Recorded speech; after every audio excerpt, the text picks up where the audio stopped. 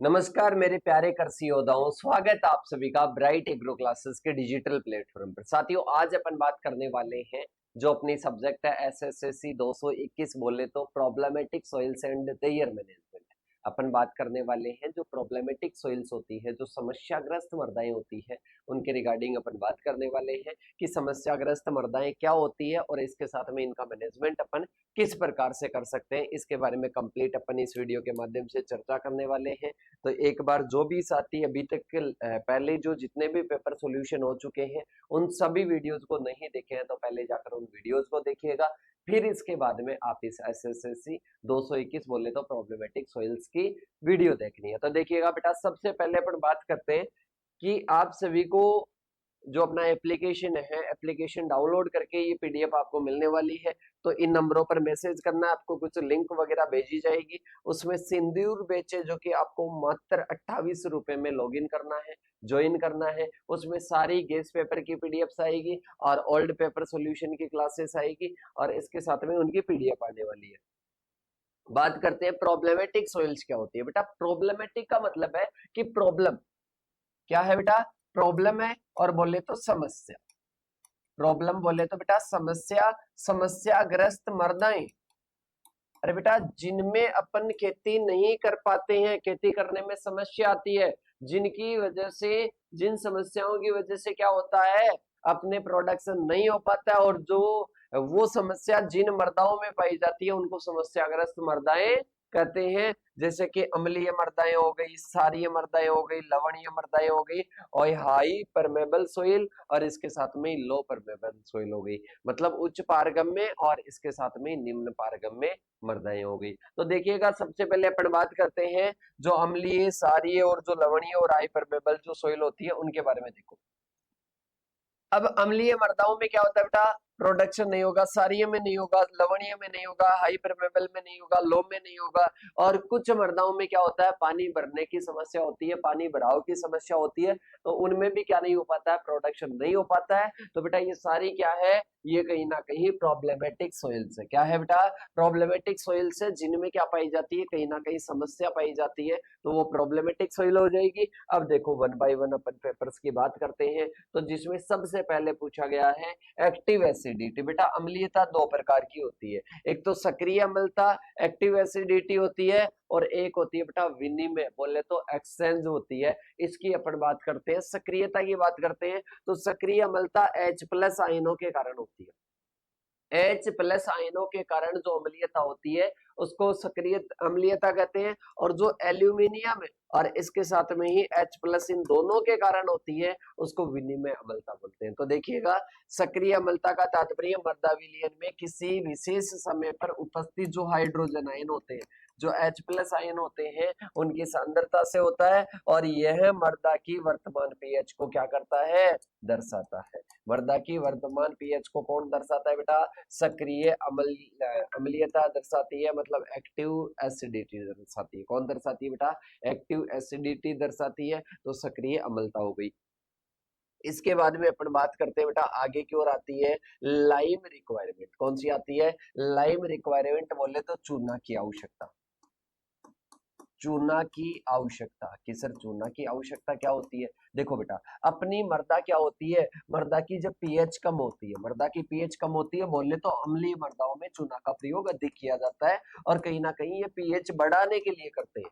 ये जो अपन चूना का प्रयोग करते हैं वो कहीं ना कहीं जो मृदा का पीएच है उसको बढ़ाने के लिए करते हैं। तो देखिएगा, चूना की वह मात्रा जितनी चूने के पदार्थ जैसे कि कैल्शियम कार्बोनेट की आवश्यकता मृदा पीएच को बढ़ाने के लिए, वांछित स्तर तक बढ़ाने के लिए होती है, ताकि फसलों की वृद्धि क्या हो सके, अनुकूल हो सके।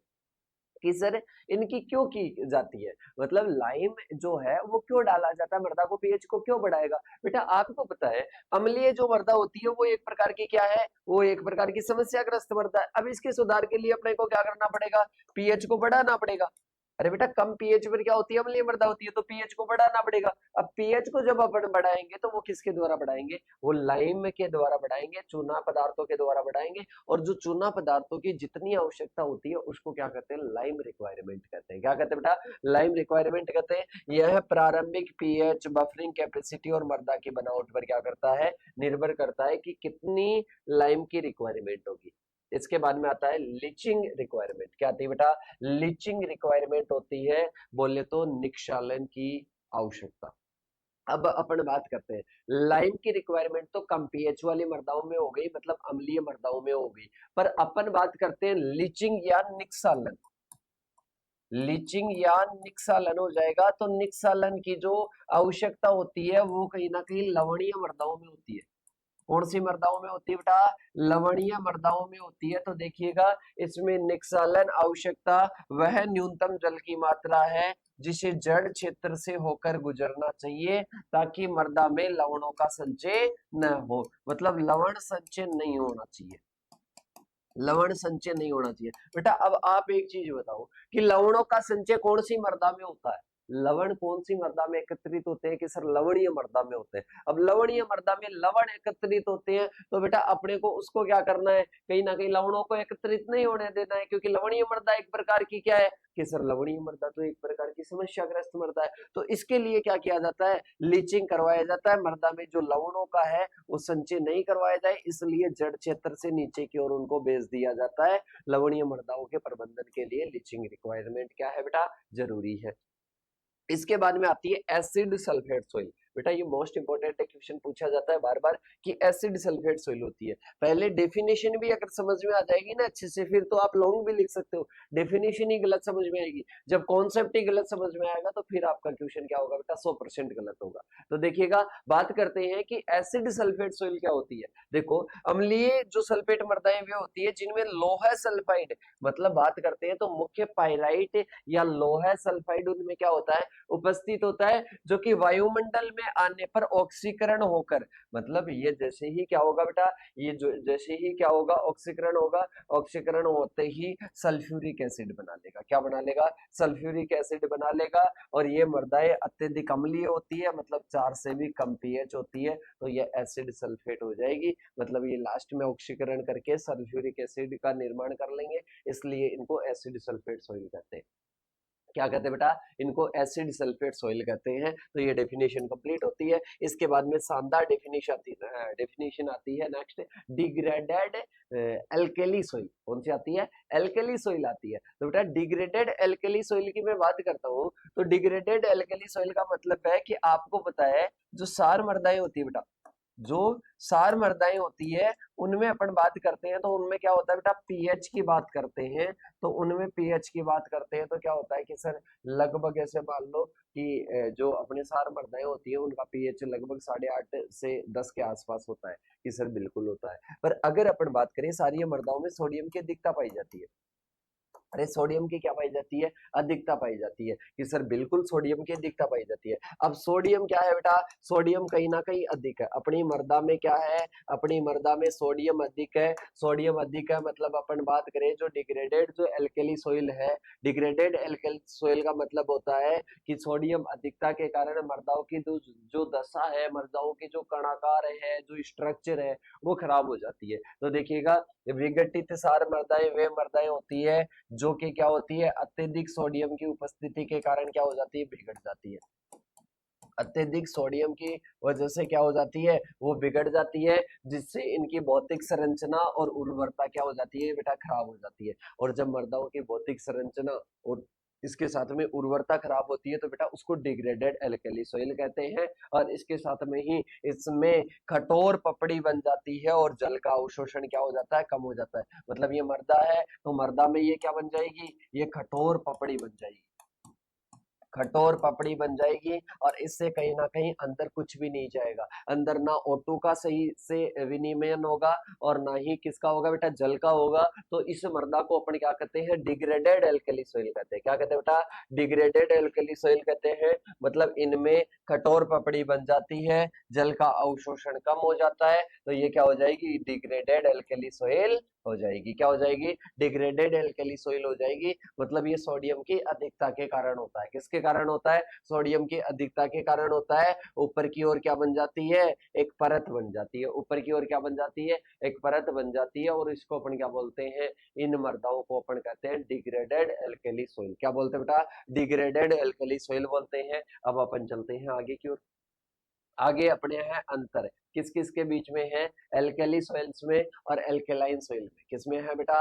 अंतर पूछ रहा है अपने को एल्कली सॉइल में और एल्केलाइन सॉइल में। तो एल्कली सॉइल की बात करते हैं तो बेटा दोनों में अंतर होता है। एल्कली में और एल्केलाइन में क्या होता है? अंतर होता है, पूछा जाता है कई बार। तो देखो, एल्कली मृदाओं की बात करते हैं तो इनमें जो ईएसपी होता है, एक्सचेंजेबल सोडियम परसेंटेज जो होता है, वो कहीं ना कहीं 15 से अधिक होता है।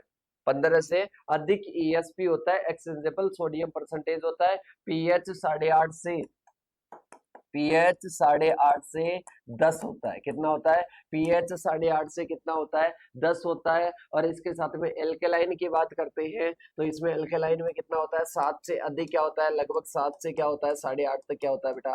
पीएच होता है। तो दोनों में सबसे पहले तो पीएच की रेंज क्या होती है? चेंज होती है। इसके साथ में ही अपन बात करते हैं इसमें कि जो इसके पीएच की रेंज की बात करते हैं 8.5 से 10 होता है, मतलब ये हाईली बेसिक होती है। और इसके साथ में ये कितनी होती है बेटा? 7 से कहीं ना कहीं 8.5 तक होती है। इसके साथ में ही इसके इफेक्ट की बात करें संरचना पर तो पुअर स्ट्रक्चर होती है। और इसके साथ में ही डिस्पर्शन ऑफ कले, मतलब इसकी जो स्ट्रक्चर है कहीं ना कहीं क्या होती है? पुअर। और इसकी कहीं ना कहीं थोड़ी बहुत स्टेबल होती है। थोड़ी बहुत क्या होती है? स्टेबल होती है, कम सारी होती है। इसके बाद में बात करती है adversely affect the crop growth due to sodium toxicity. Sodium toxicity के कारण ये क्या होती है? थोड़ी सी अत्यधिक क्या डालते हैं? अत्यधिक प्रभाव डालते हैं अपने प्लांट पर। आपको पता है सोडियम जब अधिक होता है तो मृदा क्या हो जाती है? डिग्रेडेड हो जाती है, और प्लांट के लिए भी क्या होता है? हानिकारक होता है। इसके बाद में आता है mildly affect the sensitive crops only. मतलब ये क्या करता है? सेंसिटिव जो क्रॉप्स होती है ना, जो सोडियम के प्रति सेंसिटिव है, उनको ही क्या करेगा? प्रभावित करेगा, और को प्रभावित नहीं करेगा।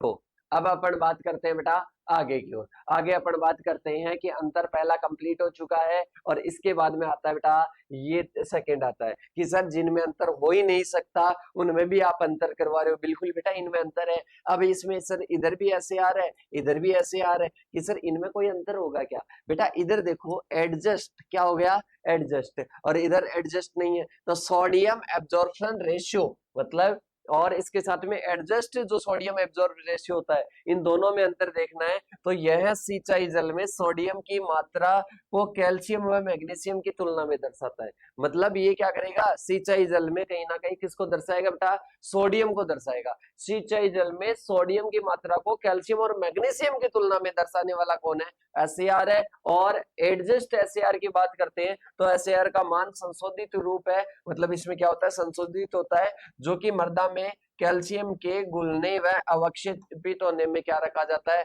ध्यान रखा जाता है। इसके साथ में इनका फॉर्मूला दे रखा है, फॉर्मूला याद नहीं होता है तो स्किप करना। यूज की बात करते हैं, ये कहीं ना कहीं जो अपने मृदा का जो जल होता है, अपन जो सिंचाई का जल लेते हैं यूज में, उसको क्लासिफाई करने के लिए इसका प्रयोग करते हैं। और इसका मोर एक्यूरेट प्रीडेक्ट सोडिसिटी हैजार्ड, मतलब जो अपने मृदा में जो सारियता होती है ना, उस सारियता की हैजार्ड की मतलब पहले प्रिडिक्ट करना पड़े, पहले अपने को क्या करना पड़े? भविष्यवाणी करनी पड़े, तो उसके लिए अपन यूज करते हैं एडजस्ट एसएआर का प्रयोग करते हैं।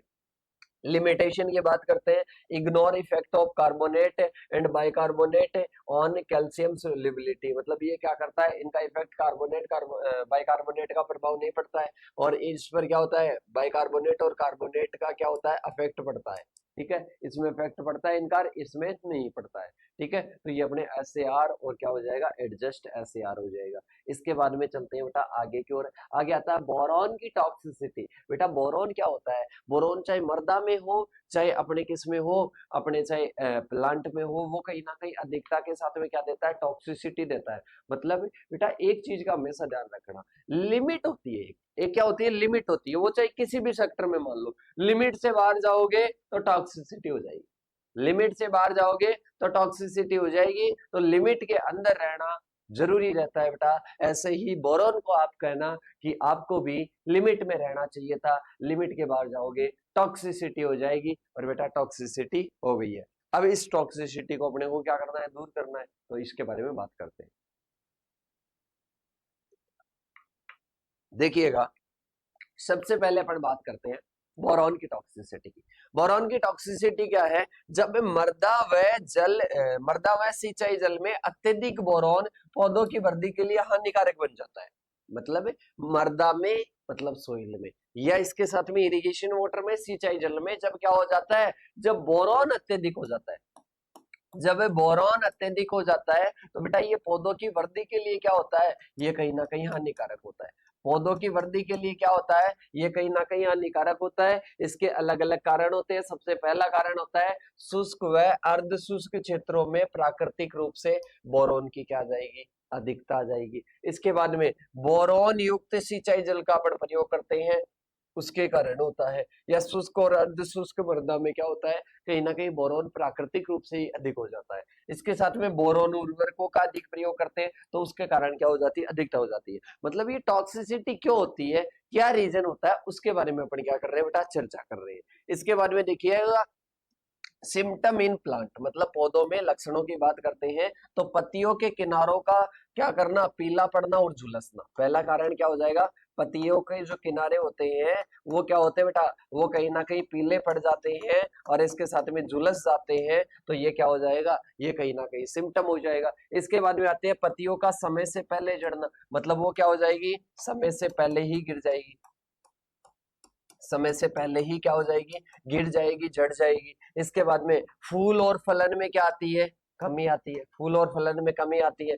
अनाजों में पत्तियों के किनारे क्या हो जाते हैं, झुलस जाते हैं, अनाजों में पत्तियों के किनारे झुलस जाते हैं, तो ये सिम्टम होते हैं बेटा, ये सिम्टम होते हैं, पौधों में लक्षण होते हैं सल्फर की कमी के, सॉरी जो अपने बोरॉन है, बोरॉन की टॉक्सिसिटी के। बोरॉन की टॉक्सिसिटी के अलग अलग लेवल होते हैं। सबसे पहले संवेदनशील फसलों में तो ये टॉक्सिसिटी, संवेदनशील का मतलब है कि बेटा कोई छोटा बच्चा होता है, छोटा बच्चा थप्पड़ के प्रति और इसके साथ में बाहरी इन्वायरमेंट के प्रति क्या होता है, कहीं ना कहीं संवेदनशील होता है। वैसे ही अपन बात करते हैं तो ये क्या होता है, संवेदनशील फसलों में क्या होता है, 1 ppm से अत्यधिक जो बोरॉन है वो भी क्या दिखाई देने लगता है, विषालुता दिखाई देने लगता है। मतलब अगर अपन बात करते हैं जो अपने क्या होती है, जो अपने संवेदनशील फसलें होती है, सेंसिटिव क्रॉप्स होती है, उनमें बात करते हैं तो उनमें क्या होता है बेटा, 1 ppm से अधिक भी क्या होने लगती है, कहीं ना कहीं विषालुता दिखाई देने लगती है। इसके बाद में आता है सहिष्णु फसलें, सहिष्णु फसलों की बात करते हैं तो इसमें क्या होता है, 4 ppm तक सहन कर सकती है, 4 ppm तक क्या कर सकती है, सहन कर सकती है। क्या कर सकती है बेटा, 4 ppm तक क्या कर सकती है, सहन कर सकती है। तो यहाँ पर क्या हो जाएगा कि टॉक्सिसिटी लेवल्स की बात करते हैं तो सहिष्णु फसलें मतलब 4 ppm तक भी क्या कर सकती है, टॉलरेंट कर सकती है, जो सहिष्णु होती है। इसके बारे में आता है मैनेजमेंट की बात करते हैं तो बोरोन रहित सिंचाई जल का क्या करना है, प्रयोग करना है। बोरोन रहित सिंचाई जल का क्या करना है, प्रयोग करना है। बोरोन की उपलब्धता कम करने के लिए क्या करना है, जिप्सम का प्रयोग करना है।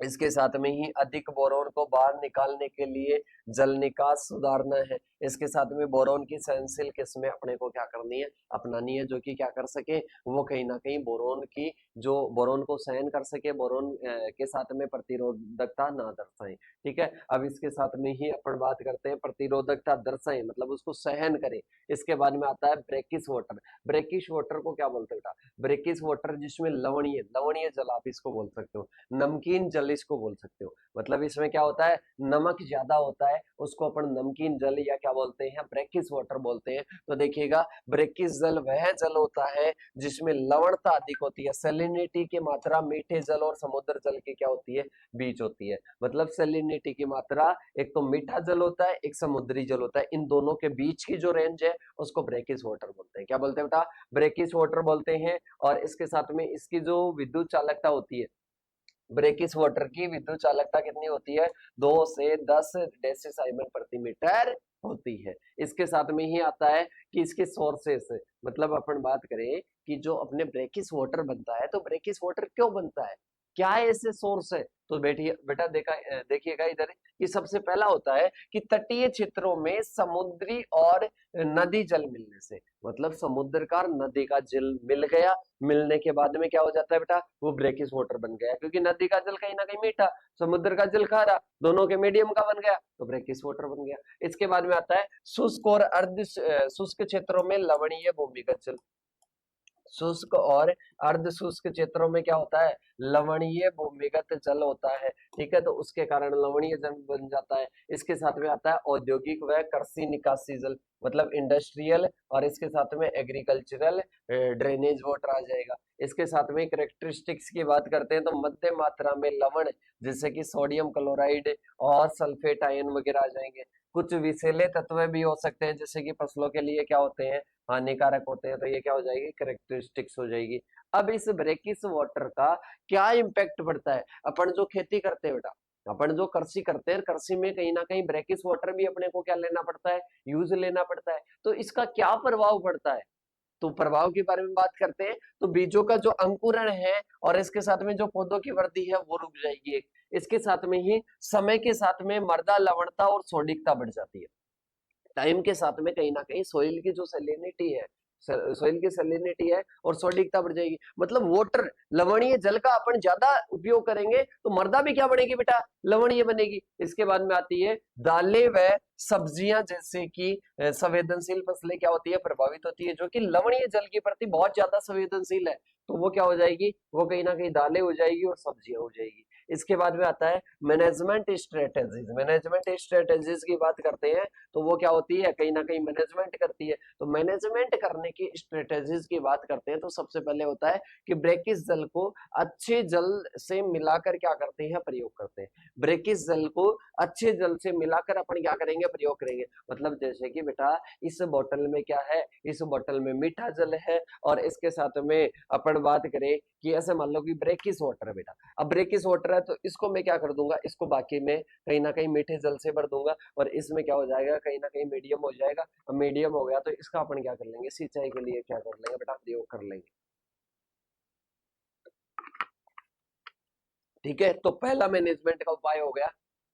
इसके बाद में आता है लवण सहिष्णु फसलें को क्या करना है, आपको चयन करना है, मतलब वो क्या कर सके, कहीं ना कहीं लवणीय जो फसलें, मतलब जो लवणता है, इस लवणता को आराम से टॉलरेंट कर सके, आराम से क्या कर सके, सहन कर सके, ऐसी किस्मों का चयन करेंगे।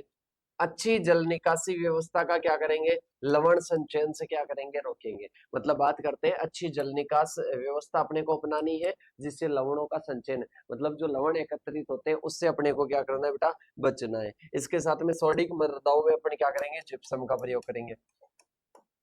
जिप्सम का प्रयोग करेंगे तो ये कहीं ना कहीं क्या होती है, मैनेजमेंट स्ट्रेटेजीज होती है। इसके बाद में अपन चलते हैं, सॉइल एसिडिटी की डेफिनेशन बतानी है, परिभाषा बतानी है, और इसके साथ में स्रोत है, मतलब सॉइल एसिडिटी क्या है, सॉइल एसिडिटी के स्रोत क्या है, मतलब जो मृदा की अम्लीयता है बेटा, ये मृदा की अम्लीयता कहाँ से आती है, ये अपने को एक्सप्लेन करना है। तो देखिएगा, सबसे पहले बात करते हैं, मृदा अम्लीयता वह स्थिति है जब मृदा का पीएच मान क्या होता है, 7 से कम होता है, जो कि यह दर्शाता है कि मृदा विलयन में H+ और एल्यूमिनियम 3+ आयन की अधिक मात्रा में उपस्थित है। तो बेटा ध्यान रखिएगा, मृदा अम्लीयता क्या है, मृदा अम्लीयता एक ऐसी कंडीशन है जिसमें पीएच मान क्या होता है, 7 से कम होता है, जिसमें पीएच मान क्या होता है बेटा, 7 से कम होता है, और जो कि यह दर्शाता है कि मृदा विलयन में H+ आयन और एल्यूमिनियम 3+ आयन की मात्रा क्या होती है, अधिक होती है। इनकी मात्रा क्या होती है बेटा,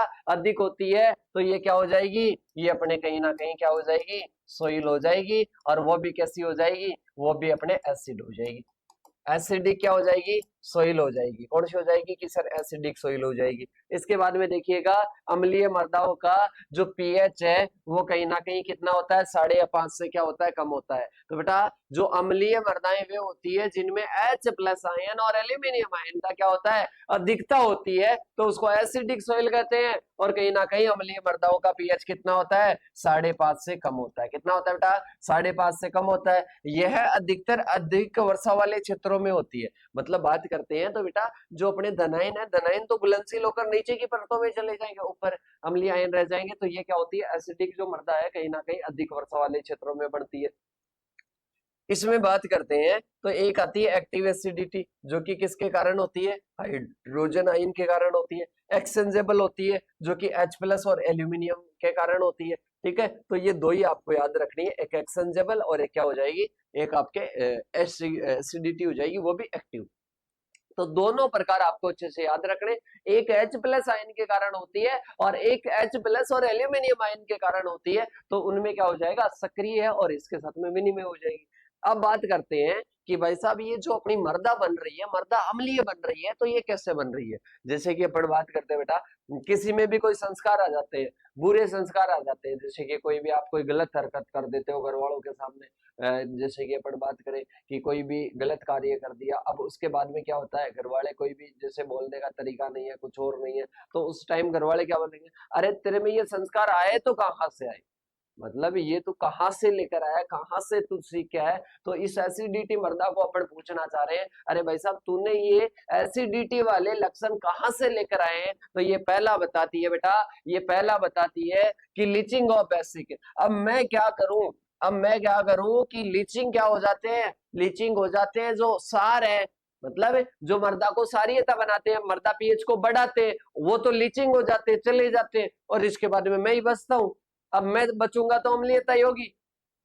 ये बोल रहा है कि दो चीजें होती है, एक तो अम्लीयता बढ़ाने वाले, एक क्या होते हैं, सारीयता बढ़ाने वाले। अब बेटा सारीयता बढ़ाने वाले तो वर्षा के कारण क्या हो जाते हैं, पानी के कारण लीचिंग हो जाती है। अब मैं बचता हूं तो मैं तो अम्लीय ही बनाऊंगा मर्दा को, तो क्या हो जाता है, पहला कि भारी वर्षा के कारण कैल्शियम, मैग्नीशियम, पोटेशियम, सोडियम का निक्षालन हो जाता है, और कहीं ना कहीं फिर क्या बनती है, अपने पास में अम्लीय मात्रा बनती है। तो पहला होता है लीचिंग ऑफ एसिड कैटाइन, जो कैटाइन होते हैं वो लीचिंग हो जाते हैं। इसके बाद में आता है बेटा नेक्स्ट, अपने नेक्स्ट क्या आता है, कहीं ना कहीं use of acid forming fertilizer. अब मर्दा में यूरिया यूज ले रहे हो, अमोनियम सल्फेट यूज में ले रहे हो, तो बेटा ये कहीं ना कहीं क्या करते हैं, अरे ये क्या करते हैं, मर्दा को अम्लीयता बनाते हैं। मर्दा को क्या बनाते हैं, अम्लीयता बनाते हैं, क्योंकि नाइट्रिफिकेशन के बाद में अमोनियम सल्फेट, यूरिया वगैरह H+ छोड़ते हैं। क्या छोड़ते हैं, H+ छोड़ते हैं, और H+ और एल्यूमिनियम तो आपको पता है क्या बनाते हैं, मृदा को अम्लीय बनाते हैं। तो यहाँ पर क्या हो जाएगा, अम्लीय उर्वरकों का लगातार प्रयोग करोगे तो वो भी क्या होता है, मृदा एसिडिक बनती है, अम्लीय बनती है। ऑर्गेनिक मैटर का डिकम्पोजिशन होता है, बेटा कौन करता है, सूक्ष्म जीव करते हैं। अरे कौन करता है, सूक्ष्म जीव करते हैं। तो सूक्ष्म जीव करते हैं, तो आपको पता है ये विघटन से साइट्रिक, ऑक्सैलिक, एसिटिक आदि अम्ल बनते हैं। क्या बनते हैं, अम्ल बनते हैं, और ये क्या करते हैं, ये अम्ल क्या करते हैं, पीएच को घटाते हैं। क्या करते हैं, अम्ल पीएच को घटाते हैं, पीएच को घटाते ही एसिडिक सोइल बन जाएगी। क्या बन जाएगी बेटा, एसिडिक सोइल बन जाएगी। इसके बाद में आती है एसिड रेन। क्या आती है बेटा, एसिड रेन आती है, उद्योगों से निकले SO2 और NO2, SO2 और NO2, SO2 और NO2 गैसें वायुमंडल में सल्फ्यूरिक और नाइट्रिक अम्ल बनाती है। क्या बनाती है, सल्फ्यूरिक और क्या बनाती है, ये कहीं ना कहीं नाइट्रिक अम्ल बनाती है, और ये कहीं ना कहीं अम्ल वर्षा के साथ में गिर कर क्या करते हैं, मृदा को क्या बनाते हैं बेटा, अम्लीय बनाते हैं। तो यहाँ से ये समझ में आ रहा है कि यहाँ पर एसिड रेन भी होती है। भाई साहब मृदा को एसिडिक बनाने के लिए एसिड रेन होती है, जो डायरेक्ट मृदा को क्या बनाती है, एसिडिक बनाती है। इसके बाद में क्रॉप रिमूवल बेसिस, जो लगातार फसलें बोने से क्या हो जाते हैं, ये जो अपने क्या होते हैं बेटा, सारीय तत्व होते हैं, ये सारीय तत्व क्या हो जाते हैं, ये रिमूव हो जाते हैं, और इसके साथ में समय के साथ में मृदा क्या हो जाती है, अम्लीय हो जाती है। मर्दा क्या हो जाएगी, अम्लीय हो जाएगी। क्या हो जाएगी बेटा, मर्दा अम्लीय हो जाएगी। अरे क्या होगी, मर्दा अम्लीय होगी। तो यही तो अपन बात कर रहे हैं, यही तो अपन बात कर रहे हैं कि मर्दा अम्लीय कैसे होती है। सारे स्रोतों का नाम बता दीजिए, सारे सोर्सेस का नाम बता दीजिए। तो बता दिए, अब इसके बाद में अपना ये क्वेश्चन कंप्लीट होता है। नेक्स्ट क्वेश्चन की ओर चलते हैं। नेक्स्ट क्वेश्चन आता है, समस्याग्रस्त मर्दाओं के जैविक सुधार को परिभाषित कीजिए और बहुउद्देशीय वृक्ष के उपयोग से जैविक सुधार की प्रक्रिया बताइएगा। बेटा समस्याग्रस्त मृदाएं क्या होती है, लवणीय मृदाएं होती है, अम्लीय मृदाएं होती है, वाटर लॉगिंग वाली होती है, हाई परमेबल, लो परमेबल, अलग अलग प्रकार की मृदाएं होती है। अब बेटा सबसे पहले तो अपन बात करते हैं समस्याग्रस्त मृदाओं का जैविक सुधार। मतलब अपन क्या करते हैं, बायो रिमेडिएशन करते हैं, जैविक तरीके से करते हैं। मतलब अपन इनमें जो केमिकल वगैरह वो यूज नहीं लेंगे, बायो रिमेडिएशन अपन जीवों के द्वारा। बायो का मतलब क्या होता है, जैव, जैव का मतलब क्या हुआ, जीवों के द्वारा। किसके द्वारा, जीवों के द्वारा। अब इसमें जीवों में पौधे भी हो सकते हैं और इसके साथ में क्या हो सकते हैं, कोई जीव भी हो सकते हैं। तो यहाँ पर पौधों की बात करेंगे मेनली। तो देखो इसमें क्या होता है, बहुउद्देशीय वृक्ष पूछ रहा है तो इसके द्वारा जैविक सुधार पूछ रहा है, तो इसकी अपन बात करते हैं। देखो बेटा सबसे पहले बात करते हैं, इसमें क्या होता है, समस्याग्रस्त जो मृदाएं होती है उनमें क्या करते हैं, बहुउद्देशीय वृक्षों के द्वारा जैविक सुधार करते हैं। जैविक सुधार अपन किसको बोलते हैं बेटा, पेड़ पौधों सूक्ष्म जीवों का प्रयोग करके मृदाओं को क्या बना, मृदाओं की जो समस्या होती है उस समस्या को दूर करना क्या होता है, कहीं ना कहीं जैविक सुधार बोलते हैं। तो देखिएगा जैविक सुधार ऐसी प्रक्रिया है जिसमें पौधों वृक्षों और सूक्ष्म जीवों कार्बनिक पदार्थों की सहायता से हानिकारक, क्षतिग्रस्त और समस्याग्रस्त मृदाओं को सुधारने का क्या किया जाता है, कार्य किया जाता है। इनका क्या किया जाता है बेटा, कार्य किया जाता है। तो ये क्या हो जाएगा, bio remediation of problematic soils using multipurpose tree. मतलब बात करते हैं जो मल्टीपर्पज ट्रीज है उनका प्रयोग करते हैं। तो ये तो पौधों का हो जाएगा ओनली, ठीक है। इसके अलावा सूक्ष्म जीव वगैरह है तो इसको पूरे को मिलाकर क्या करते हैं, जैविक सुधार करते हैं। इनकी सहायता से जो हानिकारक और जो क्षतिग्रस्त जो मृदाएं होती है इनको सुधारने का कार्य किया जाता है, इसको जैविक सुधार कहते हैं। ये पर्यावरण के क्या है, अनुकूल है, क्योंकि केमिकल का प्रयोग ही नहीं कर रहे। इसके बाद में बात करते हैं टाइप्स ऑफ प्रॉब्लमेटिक सॉइल। मतलब प्रॉब्लमेटिक सॉइल क्या होती है बेटा, अलग अलग प्रकार की होती है।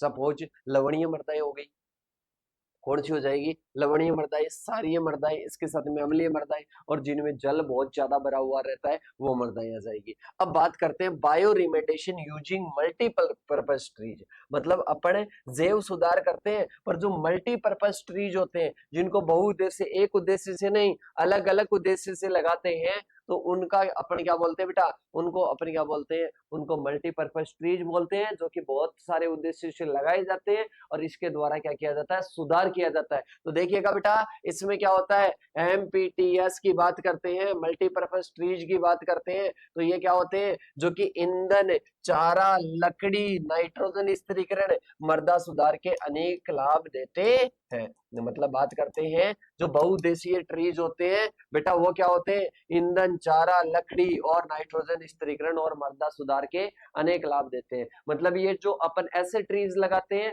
वो ट्रीज क्या करते हैं बेटा, वो ईंधन भी देते हैं, चारा भी देते हैं, लकड़ी भी देते हैं, नाइट्रोजन स्थिरीकरण भी करते हैं, मृदा का सुधार भी करते हैं। तो इनका क्या होता है, पहले नाम ही इनका मल्टीपर्पज ट्रीज है, मतलब इनको बहुत सारे उद्देश्यों से क्या किया जाता है, ग्रो किया जाता है। इसके बाद में देखो mechanism of soil improved by trees. मतलब बात करते हैं मैकेनिज्म हो जाएगी, किसकी मैकेनिज्म हो जाएगी, सॉइल इंप्रूवमेंट बाय ट्रीज। मतलब ये कैसे सॉइल का इंप्रूवमेंट करते हैं, किसके द्वारा, ट्रीज के द्वारा, वृक्षों के द्वारा। तो देखो सबसे पहला होता है साल्ट एब्जॉर्प्शन। मतलब ये क्या करता है, लवणों का अवशोषण करता है। अरे क्या करेगा बेटा, लवणों का अवशोषण कर देगा। क्या कर देगा, लवणों का अवशोषण कर देगा। इसके बाद में कुछ वृक्ष लवणीय क्षारीय मृदाओं से अतिरिक्त लवणों को क्या करता है, अवशोषित करता है।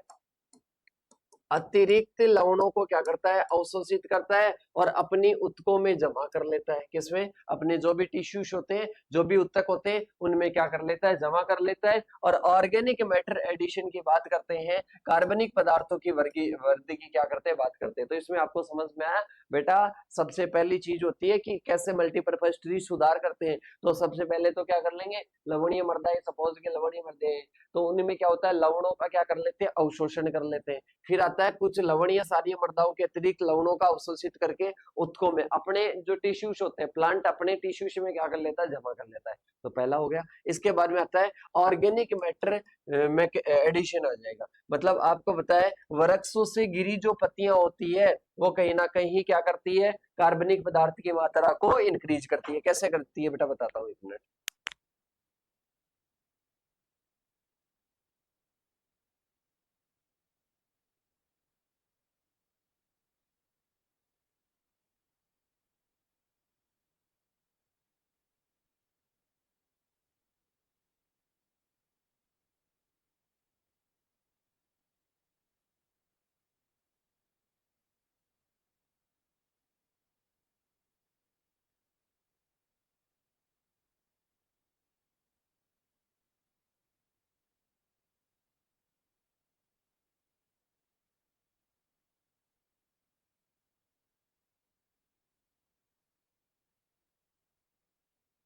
तो देखो बेटा, अपन बात करते हैं आगे की ओर। आगे आता है organic matter addition. Organic matter addition की बात करते हैं कि इसमें क्या होता है, वृक्षों की पत्तियां गिरती है, वृक्षों की पत्तियां गिरने के बाद में क्या हो जाएगा, उनका अपघटन हो जाएगा। अपघटन होने के बाद में क्या होगा बेटा, वो मृदा में ऑर्गेनिक मैटर बढ़ाएगा। अब बेटा आपको पता है ऑर्गेनिक मैटर बढ़ेगा तो मृदा को ऐसे मान लो कि पता नहीं क्या, जैसे आपको बेटा क्या मिल जाए, आपको मीठा ही मीठा मिल जाए, आपको कोई जिम्बा मिल जाए कि आज तो शादी है, आपको तो आज जिमने में जाना है, तो बेटा उससे क्या होता है, कहीं ना कहीं उससे कहीं ना कहीं जैविक पदार्थों की मात्रा क्या होती है, बढ़ती है। जैविक पदार्थों की मात्रा क्या होती है, इंक्रीज होती है। फिर आता है नाइट्रोजन फिक्सेशन। बात करते हैं नाइट्रोजन फिक्सेशन की बात करते हैं, जैसे कि सस्वेनिया हो गया, ल्यूसिनिया हो गया, या जो लेग्यूमिनेसी फसलें होती है, या अपन दलहनी वृक्षों की बात करते हैं, तो वो क्या होते हैं, जो लेग्यूम्स होते हैं, वो नाइट्रोजन का स्थिरीकरण करके मृदा को क्या करते हैं, उपजाऊ बनाते हैं। जैसे अपनी फसलें लेग्यूम्स होती है, वैसे ही प्लांट भी क्या होते हैं, लेग्यूम्स होते हैं, ट्री भी क्या होते हैं, लेग्यूम होते हैं, और कहीं ना कहीं वो क्या करते हैं, नाइट्रोजन का फिक्सेशन करते हैं। रूट एक्टिविटी की बात करते हैं, तो आपको पता है कई बार सारी मृदाओं में क्या होती है, कठोर परत बन जाती है। अरे क्या बन जाती है बेटा, कठोर परत बन जाती है।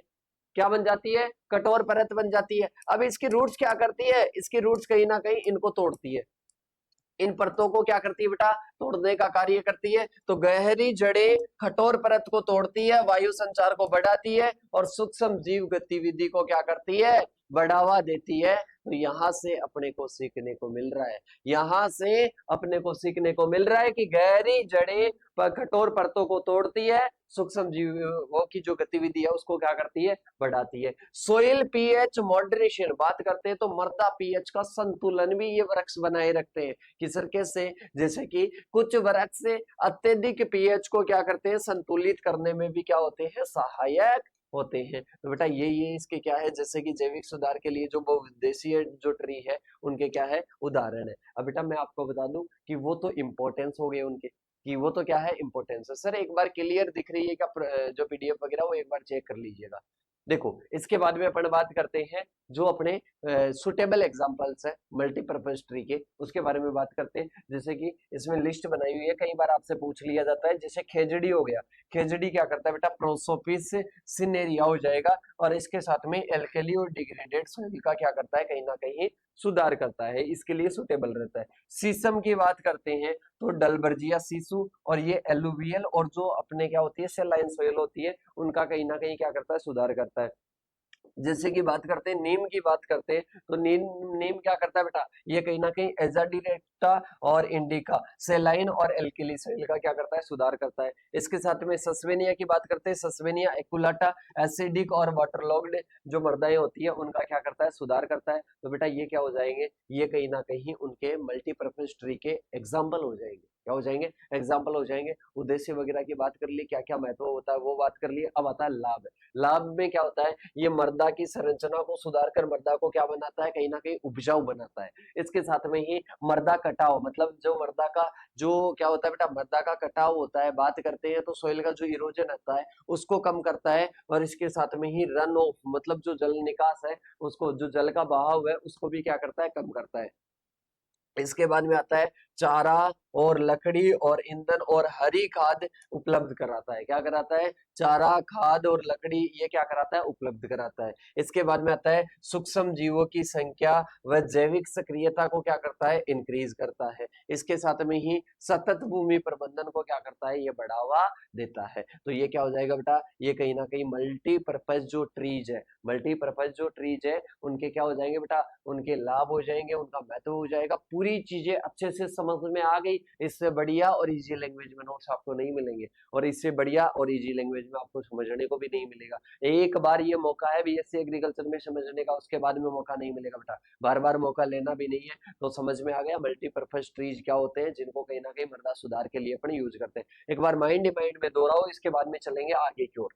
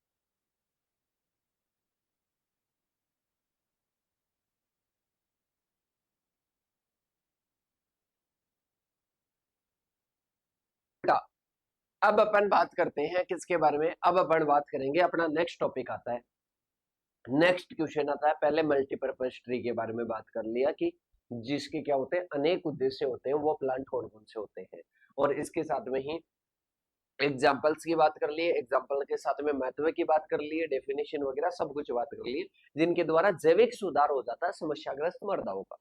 और शुरू में बात की थी कि प्रॉब्लमेटिक सॉइल्स क्या होती है और मैनेजमेंट कैसे कर सकते हैं, तो अपन ने मैनेजमेंट के बारे में, जैविक सुधारों के बारे में बात किया। नेक्स्ट क्वेश्चन आता है, आपको समस्याग्रस्त मृदाओं की क्या बनानी है, सूची बनानी है, और पारगम्य मृदाओं के मैनेजमेंट के बारे में बताना है।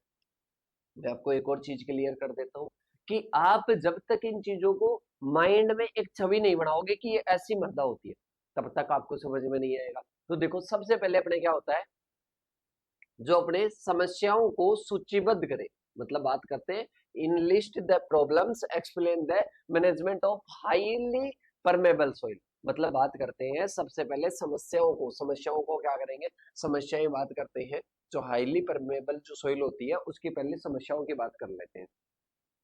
हाईली परमेबल सॉइल होती है, एक लो होती है, लो परमेबल सॉइल होती है, ये मृदा है, ये क्या है बेटा, मृदा है। अब इसमें ऊपर जल भरा हुआ है और भाई साहब वो नीचे की ओर जाने का नाम नहीं ले रहा है, नीचे की ओर जाने का नाम नहीं ले रहा है, नीचे ऑक्सीजन जाने का नाम नहीं ले रही है, क्योंकि भाई साहब क्या है, इधर कोई परमेबल ही नहीं है, मतलब कहीं ना कहीं जा ही नहीं पा रहे, अंदर की ओर नहीं जा पा रहे हैं। तो ये क्या होती है, ये कहीं ना कहीं लो परमेबल सोइल होती है, जिनमें नहीं जा पाता है, जिनमें नहीं जा पाता है वो लो परमेबल होती है, और जिनमें चला जाता है वो क्या होती है, हाईली परमेबल सोइल होती है। उनमें जैसे कि कोई भी मृदा है, मृदा में तुरंत कोई भी जल वगैरह आया मृदा के कांटेक्ट में, तुरंत नीचे की ओर चला जाएगा, तुरंत नीचे की ओर चला जाता है, उसको हाईली परमेबल, और जिनमें नहीं जा पाता है वो क्या होती है, लो परमेबल सोइल। तो बेटा माइंड में रखना कि जिनमें नहीं जा पाता है, जिनमें नहीं जा पाती है, लीचिंग वगैरह नहीं हो पाती है, वो क्या होती है, लो परमेबल सोइल। और जिनमें हो जाता है, ज्यादा होता है, लिमिट से भी ज्यादा होता है, उसको हाईली परमेबल। पर बात करेंगे अपन यहाँ पर हाईली परमेबल, तो इसमें क्या होता है, हाईली परमेबल कब होगा, जब जल धारण क्षमता कम होगी, मतलब जो मर्दा है, मर्दा जल को धारण ही नहीं कर पाएगी, तुरंत चला जाएगा। जैसे कि मैं बात करता हूँ बेटा, ये मेरा हाथ है, हाथ वाला ये वाला भाग समझ लो, एक तो ये वाला भाग है, एक ये वाला है, यहाँ पर मैं जल डाल दिया, आगे वाले भाग पर जल डाल दिया, तो इस पर मैं जल डालूंगा तो बेटा वो रुकेगा क्या, नहीं रुकेगा। इस पर डालूंगा तो रुकेगा, तो बेटा इस पर रुक जाएगा, नीचे जाएगा ही नहीं। ठीक है, तो ये क्या होती है, ये कहीं ना कहीं अपने हाईली परमेबल होती है, लो परमेबल होती है। तो लो परमेबल की बात करते हैं तो जल धारण क्षमता कम होती है, मतलब जल नीचे जा ही नहीं सकता, तब हाईली परमेबल हो जाएगी। इसके साथ में ही अपन बात करते हैं, जल धारण क्षमता की बात करते हैं, सॉरी, वाटर होल्ड नहीं रख सकती, ऐसी मृदाएं जो कि वाटर होल्ड नहीं रख सकती, उनको क्या कहते हैं, हाईली परमेबल कहते हैं। ये मृदाएं पौधों के लिए क्या होती है, पर्याप्त जल नहीं रख पाती है, पोषक तत्वों की तेजी से नष्ट होते हैं। बेटा आप एक चीज बताओ कि जल जाएगा तो जल के साथ में घोल में तो पोषक तत्व रहते हैं,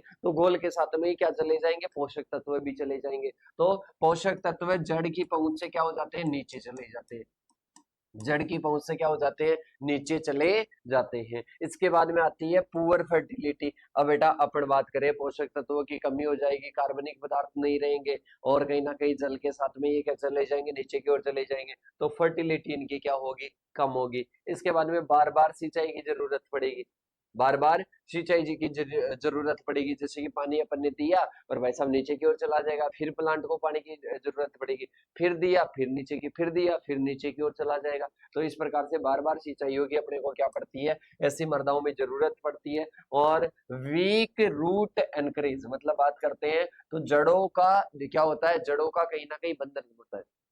बेटा वाटर होल्डिंग कैपेसिटी कब बढ़ती है, जब जड़ें आपस में मृदा को कनेक्टेड रखती है, जब जड़ें आपस में मृदा को कनेक्टेड रखती है, तो जब जल बंधन होता है। पर यहाँ पर क्या है, ढीली मिट्टी में क्या होता है, कहीं ना कहीं ढीली मिट्टी में जो जड़ें हैं वो मजबूती से नहीं जम पाती है, मजबूती से नहीं जम पाती है। इधर आता है लो माइक्रोबियल एक्टिविटी आती है, मतलब सूक्ष्म जीव क्रिया कम होना, सूक्ष्म जीव क्रिया कम होना, जैसे कि बात करते हैं सूखी मिट्टी और कम कार्बनिक पदार्थ के कारण ये हो पाता है, मतलब सूक्ष्म जीवों की क्रिया क्या हो पाएगी, कम हो पाएगी, क्योंकि सूखी मिट्टी है, क्योंकि जल तो रुक ही नहीं रहा है, और इसके साथ में कार्बनिक पदार्थ भी कम है। इसके बाद में आता है अपने को इनका मैनेजमेंट करना है। क्या करना है बेटा? इनका मैनेजमेंट करना है। तो मैनेजमेंट की बात करते हैं तो इनमें क्या डालो? ऑर्गेनिक मैटर डालो। आपको पता है ऑर्गेनिक मैटर में क्या डालते हैं? जैसे कि ह्यूमस डाला, ह्यूमस डाला तो इससे क्या होती है? WHC वाटर होल्डिंग कैपेसिटी क्या होती है? इंक्रीज होती है। वाटर होल्डिंग कैपेसिटी क्या होती है बेटा? इससे इंक्रीज होती है। मतलब कार्बनिक पदार्थों का प्रयोग करेंगे, जैसे गोबर की खाद, हरी खाद और कंपोस्ट वगैरह डालते हैं, तो इससे क्या होती है? कहीं ना कहीं जल धारण क्षमता क्या होती है? इंक्रीज होती है। जल धारण क्षमता क्या होती है? इंक्रीज होती है। इसके साथ में आता है मल्चिंग। मल्चिंग की बात करते हैं तो फसल के अवशेष और इसके साथ में भूसा डालकर क्या करते हैं? मिट्टी से कहीं ना कहीं जल के वाष्पीकरण को क्या करते हैं? कम करते हैं। तो ये क्या हो जाएगा? मल्चिंग हो जाएगा। इसके बाद में आता है मिक्सिंग क्ले और सिल्ट, मतलब चिकनी मिट्टी मिलाना। मतलब अपनी जो मृदा में क्या होती है बेटा? मृदा में कहीं ना कहीं जल धारण क्षमता नहीं होती है, जल धारण क्षमता नहीं होती है, तो उसमें क्या करेंगे? क्ले और सिल्ट मिलाएंगे। क्ले और क्या मिलाएंगे? उसमें सिल्ट मिलाएंगे। तो बलुई मृदा में चिकनी मिट्टी मिलाकर क्या करते हैं? उसकी बनावट और जल धारण क्षमता को, वाटर होल्डिंग कैपेसिटी को क्या कर देते हैं? इंक्रीज कर देते हैं। इसके बाद में आता है अपने फ्रीक्वेंट लाइट इरिगेशन, हल्की हल्की सिंचाई करो। बेटा एक साथ ज्यादा सिंचाई करोगे तो वो तुरंत पानी नीचे जाएगा, उसका कोई बेनिफिट नहीं है। तो हल्की हल्की सिंचाई अपने को करनी है। इसके बाद में आता है बार बार थोड़ा थोड़ा पानी अपने को देना है। यूज ऑफ सॉइल कंडीशनर्स, मतलब बात करते हैं तो मृदा संशोधकों का प्रयोग करना है, जैसे कि बात करते हैं वर्मिकुलाइट, बायोचार वगैरह, ये डालकर अपने को जो कि जल धारण क्षमता को बढ़ा सके, ऐसे अपने को डालने हैं। तो ये अपने क्या हो जाएंगे? कहीं ना कहीं ये अपने इसके मैनेजमेंट के हो जाएंगे। और भी अपन देख सकते हैं, जैसे कि बात करते हैं ग्रोविंग सुटेबल क्रॉप्स, जैसे कि बाजरा है, दलहन है, ये क्या करती है? कहीं ना कहीं मृदा के कणों को बांध कर रखती है। मृदा के कणों को बांध कर रखेगी तो पानी क्या होगा? नीचे धीरे धीरे धीरे आएगा। इसके बाद में आता है बेटा आगे की ओर कवर क्रॉपिंग, मतलब अगर अपन बात करते हैं ऊपर कवर क्रॉपिंग है, तो उसमें जो पानी है, पानी कहीं ना कहीं लीचिंग क्या होगी? कम होगी। इसके बाद में अपन बात करते हैं कंटूर फार्मिंग, जो अपनी ढलान है उस ढलान के विपरीत, ये अपनी कोई ढलान है, इस ढलान के विपरीत अपन क्या करते हैं? कहीं ना कहीं कंटूर में क्या करते हैं? खेती करते हैं। तो पानी पहले यहाँ से यहाँ, यहाँ से यहाँ, इसमें क्या होगा? धीरे धीरे क्या होती है बेटा? लीचिंग होती है। तो उसको कंटूर खेती कहते हैं। जल के बहाव को कम करने और जल संरक्षण को बढ़ावा देने के लिए करते हैं। इसके बाद में आता है नेक्स्ट क्वेश्चन, लवण युक्त जल है और फवारा व बूंद बूंद सिंचाई होने में जो समस्याएं आती है, फवारा और बूंद बूंद सिंचाई है, तो उसमें लवणीय जल है। लवणीय जल से सपोज कि आप अपने खेत में क्या कर रहे हो? लवणीय जल से सिंचाई कर रहे हो। अब लवणीय जल से सिंचाई कर रहे हो, पर उसमें क्या होता है बेटा? फव्वारा विधि है और कहीं ना कहीं बूंद बूंद विधि है। अब इसमें क्या क्या समस्याएं आ सकती है? इसमें क्या क्या समस्याएं आ सकती है वो आप बताओगे हमारे को। बताओ, देखे आप भी करते होंगे सिंचाई वगैरह, तो तुम बताओ कि क्या क्या समस्याएं आ सकती है लवणीय जल से। बताओ, देखे कमेंट करके बताओ बेटा। देखो अपन बात करते हैं, सबसे पहले आता है कि सर सबसे पहले आ जाएगा इंट्रोडक्शन की बात कर लेते हैं। लवण युक्त जल में लवणशील जो घुलनशील जो लवण है उनकी मात्रा अधिक होती है और जो कि सिंचाई में कई सारी समस्याएं उत्पन्न करते हैं। बात करते हैं जो लवण युक्त जल होता है उसमें कहीं ना कहीं घुलनशील लवणों की मात्रा क्या होती है? अधिक होती है और सिंचाई में कई सारी समस्याएं आती है। और बात करते हैं तो फव्वारा और बूंद बूंद सिंचाई तकनीक में क्या होता है? जल संरक्षण में क्या होती है? सहायक होती है। वाटर कंजर्वेशन में क्या होती है? हेल्प करती है। वाटर कंजर्वेशन में क्या करती है? हेल्प करती है। और लेकिन लवण युक्त जल के उपयोग से कुछ समस्याएं सामने आती है। मतलब ऐसे तो ये सहायक होती है ये विधियां, जो ड्रिप इरिगेशन है, स्प्रिंकलर सिस्टम है, पर इसके साथ में ही अपन बात करते हैं इनके उपयोग से जो लवण युक्त जल होता है, इस लवण युक्त जल से कई सारी समस्याएं अपने को देखने को मिलती है कि कुछ समस्याएं क्रिएट हो जाती है। कि सर वो क्या क्या समस्या है? देखो सबसे पहले अपन बात करते हैं problems associated with the use of saline water in sprinkler and drip irrigation. किसकी बात करते हैं बेटा? प्रॉब्लम्स जो कि किसके साथ में एसोसिएटेड है? Use of saline water and इसके साथ में स्प्रिंकलर एंड ड्रिप इरिगेशन। मतलब बात करते हैं फव्वारा सिंचाई और इसके साथ में ड्रिप इरिगेशन। इन दोनों में अपन अपन कोई भी सैलाइन वाटर का यूज करते हैं सिंचाई के लिए, तो क्या क्या समस्या होती है? तो सबसे पहले होती है closing of emitters and sprinkler nozzle. मतलब इसमें क्या होता है? जो अपन ड्रिप इरिगेशन की बात करते हैं तो उसमें इमिटर बंद हो जाता है लवणों की वजह से, और इसमें क्या होती है? जो अपने स्प्रिंकलर सिस्टम होता है उसमें नोजल बंद हो जाती है। उसमें क्या हो जाती है बेटा, नोजल कहीं ना कहीं क्या हो जाती है, बंद हो जाती है। तो देखिएगा सबसे पहले बात करते हैं, यह है नोजल और इमीटर के कुछ छोटे छिद्रों को क्या कर देते हैं, जमा कर देते हैं, मतलब जाम कर देते हैं, बंद कर देते हैं, रोक देते हैं। मतलब नोजल और इमीटर के जो छोटे छोटे छिद्र होते हैं उनको क्या कर देते हैं, जाम कर देते हैं, और जिससे पानी का बहाव क्या होता है, बाधित होता है।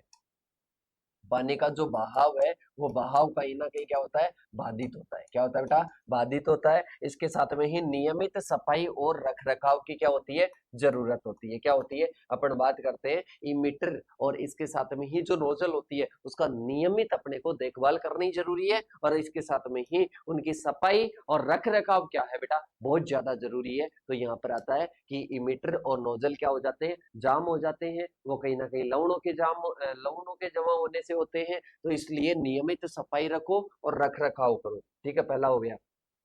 इसके बाद में आती है soil salinity build up near emitters, मतलब इमीटर के पास में मृदा में लवण संचय हो जाते हैं। मतलब जैसे इमीटर यहाँ पर है, इमीटर यहाँ पर है, तो यहाँ पर क्या हो जाएंगे बेटा, इस वाले एरिया में क्या हो जाएंगे, लवण जमा हो जाएंगे, लवण संचय हो जाएंगे। तो ये क्या होता है, ये कहीं ना कहीं soil salinity build up near emitters, मतलब इमीटर के पास में, इमीटर के पास में क्या होता है, इमीटर के पास में कहीं ना कहीं लवण संचय हो जाते हैं, लवण एकत्रित हो जाते हैं। फिर आता है sprinkler spray effect on leaves, मतलब जो स्प्रिंकलर सिस्टम है उसमें अगर लवण होंगे तो बेटा वो क्या होंगे, लीव्स, पत्तियों पर गिरता है सीधा पानी, और पत्तियों पर गिरता है तो वैसा पत्तियां क्या होगी, प्रभावित होगी। लवण युक्त पानी पत्तियों पर छिड़काव से पत्तियों का जलना और विषाक्तता क्या हो जाती है, उत्पन्न हो जाती है, जिससे पौधों की वृद्धि और उपज क्या हो जाती है बेटा, कम हो जाती है। ठीक है, ये थर्ड इफेक्ट पड़ता है। इसके बाद में आता है रेड्यूस्ड वाटर इनफिल्ट्रेशन और परमेबिलिटी, तो मतलब मृदा में लो परमेबिलिटी की समस्या आ जाती है, मृदा में लो परमेबिलिटी की समस्या आ जाती है। आपने देखा होगा जो लवणीय मृदाएं होती है उनमें क्या होती है, एक ऊपर ही ऊपर क्या होती है, एक सफेद लवणों की परत जमा हो जाती है, सफेद लवणों की परत जमा हो जाती है। लवण मिट्टी के कणों को फैलाकर मृदा के छिद्रों को क्या कर देते हैं, बंद कर देते हैं, और जल रिसाव क्या हो जाता है, कम हो जाता है। जल रिसाव क्या हो जाता है, जल रिसाव कहीं ना कहीं क्या हो जाता है, कम हो जाता है, और जिससे जल भराव और सिंचाई में क्या होती है, असमानता होती है। क्या होता है, इससे कहीं ना कहीं जल भराव की समस्या आ जाती है, और सिंचाई में जल भराव तो होगा ही बेटा, ऊपर कोई भी सिंचाई जो होगी वो नीचे ही नहीं जाएगा तो जल भराव हो जाएगा। इसके बाद में आता है डैमेज इरिगेशन इक्विपमेंट, मतलब सिंचाई के जो उपकरण होते हैं कहीं ना कहीं लवणीय जल से क्या होते हैं, उनका नुकसान होता है, इसके साथ में जल्दी से खराब हो जाते हैं। और इसके साथ में आता है न्यूट्रिएंट इम्बेलेंस इन सोइल, मतलब मृदा में पोषक तत्वों का भी क्या हो जाता है, असंतुलन हो जाता है, अधिक लवणों के कारण, अधिक लवणों के कारण। इसके बाद में आता है increased salinity stress on plant, मतलब लवणों का तनाव, लवणों का तनाव, लवणों का तनाव क्या हो जाता है, इंक्रीज हो जाता है, लवणों का तनाव क्या हो जाता है, बढ़ जाता है। इसके बाद में बात करते हैं management practices to mitigate problem, मतलब ऐसी प्रॉब्लम को मिटिगेट या कम करने के लिए, ऐसी प्रॉब्लम को मिटिगेट या कम करने के लिए अपन क्या करते हैं, मैनेजमेंट के जो उपाय है वो अपन अपनाते हैं, जिसमें सबसे पहले क्या हो जाएगा, use of salt tolerant crop varieties, मतलब अपन क्या करते हैं, लवण सहनशील, लवण सहनशील, लवण सहनशील फसल उगाते हैं, लवण सहनशील फसल उगाते हैं। क्या करते हैं बेटा, लवण सहनशील फसल उगाते हैं। इसके साथ में ही अपन बात करते हैं, नेक्स्ट क्या आता है, पाइपलाइन और ई मीटर को साफ रखने के लिए नियमित रूप से अच्छी पानी, अच्छी गुणवत्ता युक्त पानी, मतलब टाइम टू टाइम अच्छी गुणवत्ता, चलो आप गुणवत्ता वाले पानी से सिंचाई नहीं कर सकते पर आप टाइम टू टाइम उनको सफाई तो कर सकते हो उस पानी से, तो ये उपाय अपनाओ। इसके साथ में मृदा संशोधक में आप जिप्सम का प्रयोग करो। किसका प्रयोग करो बेटा, जिप्सम का प्रयोग करो। आपको पता है सारी मृदाओं का सुधार के लिए किसका प्रयोग करते हैं, जिप्सम का, जो कि मृदा के पीएच को कम करता है। इसके बाद में सिंचाई का सही समय और मात्रा निर्धारित कर लो, तो ये क्या होती है बेटा, मैनेजमेंट प्रैक्टिसेस होती है। जो जल गुणवत्ता की जांच और प्रबंधन करो, और ड्रिप और स्प्रिंकलर से सिस्टम से पहले क्या करना है, फिल्टर पानी को क्या करो, ऐसा अगर लवणीय जल आपको पता है तो उसको पहले क्या करो, फिल्टर करके भेजो, पहले क्या करके भेजो बेटा, फिल्टर करके भेजो। इसके बाद में आता है अपने कि सिंचाई जल गुणवत्ता की परिभाषा बतानी है, सिंचाई जल गुणवत्ता की परिभाषा बतानी है और क्लोराइड पर आधारित जो जल है उसकी आपको क्या बतानी है, जल की श्रेणियां बतानी है। तो बेटा सिंचाई जल गुणवत्ता की बात करते हैं। सिंचाई जल गुणवत्ता का अर्थ होता है कि जल के रासायनिक, भौतिक, जैविक गुण। जल में 3 प्रकार के गुण होते हैं, रासायनिक, जैविक, भौतिक। रासायनिक, जैविक, भौतिक होते हैं और जो यह निर्धारित करते हैं कि जल सिंचाई के लिए उपयुक्त है या नहीं है और इसका मृदा तथा फसलों पर क्या प्रभाव पड़ेगा। मृदा तथा फसलों पर क्या पड़ेगा, कम प्रभाव पड़ेगा। तो देखिएगा सिंचाई जल गुणवत्ता का अर्थ होता है जल के रासायनिक, भौतिक, जैविक गुण यह निर्धारित करते हैं कि जल सिंचाई के लिए उपयुक्त है या नहीं है। जल सिंचाई के लिए उपयुक्त है या नहीं है ये निर्धारित करता है और कहीं ना कहीं मृदा और फसलों पर क्या प्रभाव पड़ेगा इसका ये कौन बताता है बेटा, ये कहीं ना कहीं क्वालिटी ऑफ इरिगेशन वाटर बताता है। तो सिंचाई जल गुणवत्ता का मतलब है कि रासायनिक, भौतिक, जैविक गुण कैसे हैं और इनका फसलों पर कैसा प्रभाव पड़ेगा। फसलों पर अच्छा प्रभाव पड़ता है मतलब गुणवत्ता है, फसलों पर बुरा प्रभाव पड़ेगा मतलब गुणवत्ता नहीं है। इसके बाद में आता है अच्छे सिंचाई जल में कम लवणता होती है, संतुलित होते हैं आयन, विषैले और इसके साथ में न्यूनतम मात्रा में और हानिकारक जैविक संदूषक नहीं होने चाहिए। तो ये क्या होता है, ये कहीं ना कहीं अपने सिंचाई जल होता है। इसके बाद में बात करते हैं importance of irrigation water quality, मतलब जो सिंचाई के जल की जो गुणवत्ता होती है उसका क्या क्या फायदा होता है, क्या क्या महत्व होता है। तो महत्व की बात करते हैं, यह मृदा के लवणता और सारीयता और इसके साथ में पारगम्यता गुणों को क्या करता है, प्रभावित करता है। इसके साथ में ही यह पौधों की वृद्धि और उपज को क्या करता है, प्रभावित करता है। इसके साथ में ही यह सिंचाई विधि के अनुसार जल उपयोगी को क्या करता है, उपयुक्तता तय करता है। तो ये सारे क्या है बेटा, इंपॉर्टेंस है, ये सारे क्या है, महत्व है किसके, सिंचाई जल की गुणवत्ता के। इसके बाद में बात करते हैं अपन आगे की ओर, क्लोराइड बेस्ड इरिगेशन वाटर क्या हो जाएगा बेटा, क्लोराइड बेस्ड इरिगेशन वाटर की बात करते हैं, मतलब क्लोराइड पर आधारित जो अपने सिंचाई का जो जल होता है उसके बारे में अपन बात करते हैं। सबसे पहले होता है कि क्लोराइड सिंचाई जल में एक प्रमुख आयन होता है और जिसकी मात्रा मृदा और फसलों पर क्या होती है, प्रमुख प्रभाव डालती है।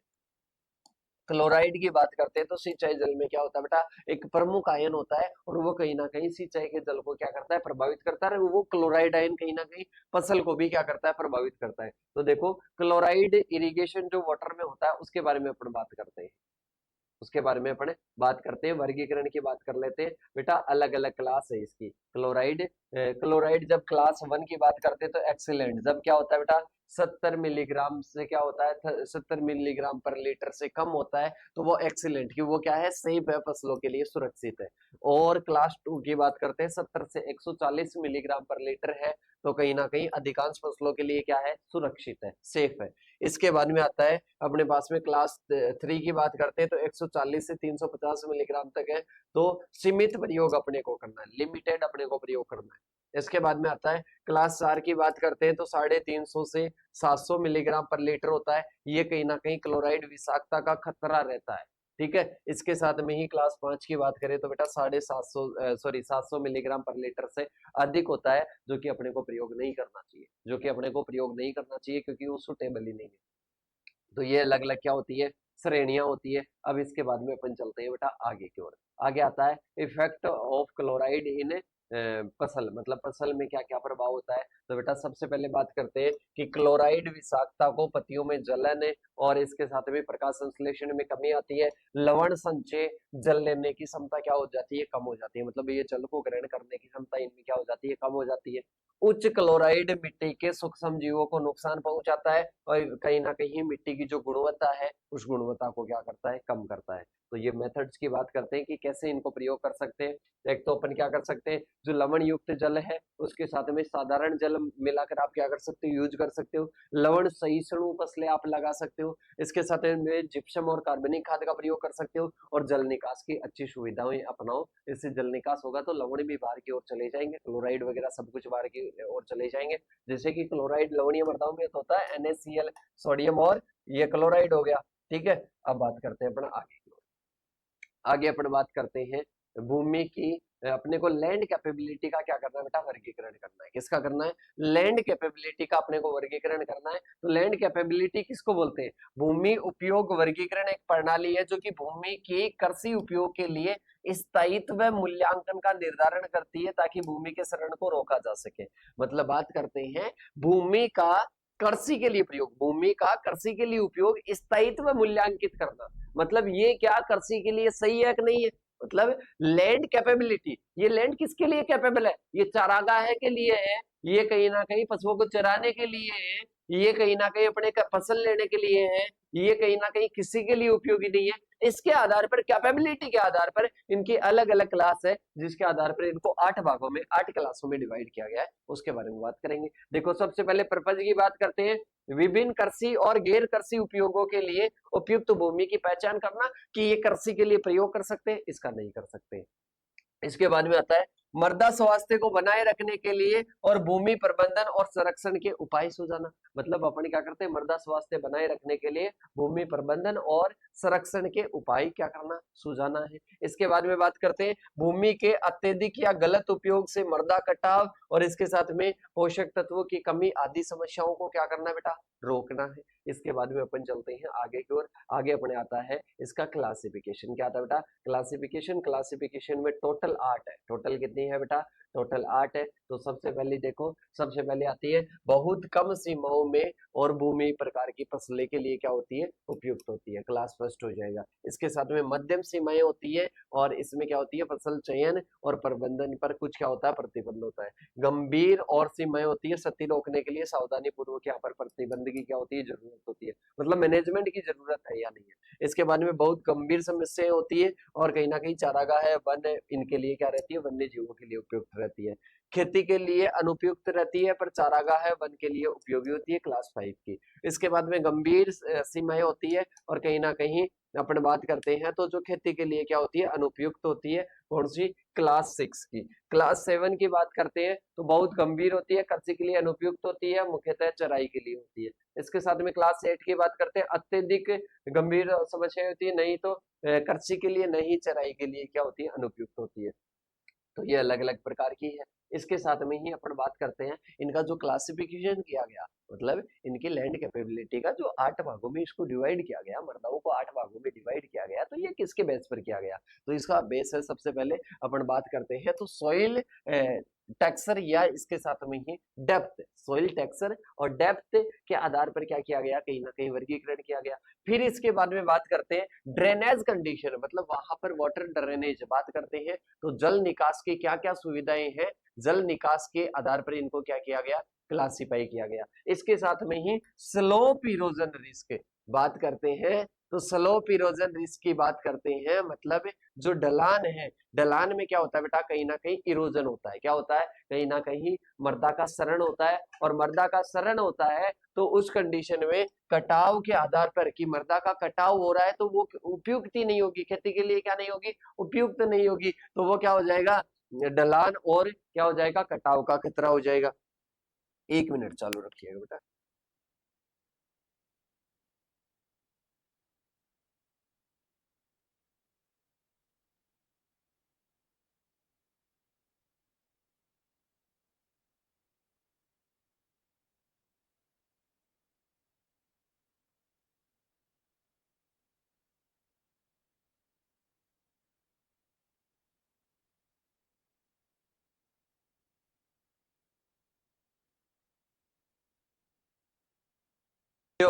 देखो अपन बात करते हैं आगे की ओर कि वर्गीकरण में ध्यान दिए जाने वाले, कि वर्गीकरण की ध्यान दिए जाने वाले कैसे, कि अपन बात करते हैं कि अपने को वर्गीकरण करना है, अपने को कहीं ना कहीं क्लासिफिकेशन करना है, कि क्लासिफिकेशन की बात करते हैं तो स्लोप और क्या हो जाएगा, इरिगेशन, मतलब इरोजन, ये रिस्क के आधार पर ये गुण ध्यान में रखते हैं कि कौन सी मृदा में स्लोप है, कौन सी में क्या कहीं ना कहीं कटाव का खतरा है, तो वो फैक्टर आ जाएगा। इसके साथ में ही क्लाइमेट और वाटर अवेलेबिलिटी हो जाएगा, मतलब बात करते हैं तो जलवायु और जल की उपलब्धता हो जाएगा। इसके साथ में ही बात करते हैं लवणता और क्षारीयता और अन्य रासायनिक गुण हो जाएंगे। तो इनके आधार पर क्या होता है बेटा, कहीं ना कहीं क्लासिफिकेशन होता है। क्या होता है बेटा, क्लासिफिकेशन होता है। इंपॉर्टेंस की बात करते हैं तो किसानों और योजनाकारों, कोई भी योजना बनाना चाहता है या कोई किसान खेती करना चाहता है, उसको बता देता है कि ये क्लास कौन सी क्लास की मृदा है, इसमें आप क्या कर सकते हो। इसके साथ में क्षेत्रीय और राष्ट्रीय स्तर पर भूमि का उपयोग बनाने में क्या करता है, कहीं ना कहीं सहायता करता है। और जो मृदा का कटाव है वो रोकने के लिए कहीं ना कहीं क्या करता है, मार्गदर्शन करता है कि ये इस क्लास की मृदा है, इसका मृदा कटाव आप रोक सकते हो। ठीक है, अब नेक्स्ट पेपर की बात करते हैं और 1 मिनट का आपको ब्रेक मिलता है बेटा, इसके बाद में अपन करते हैं आगे की ओर चर्चा।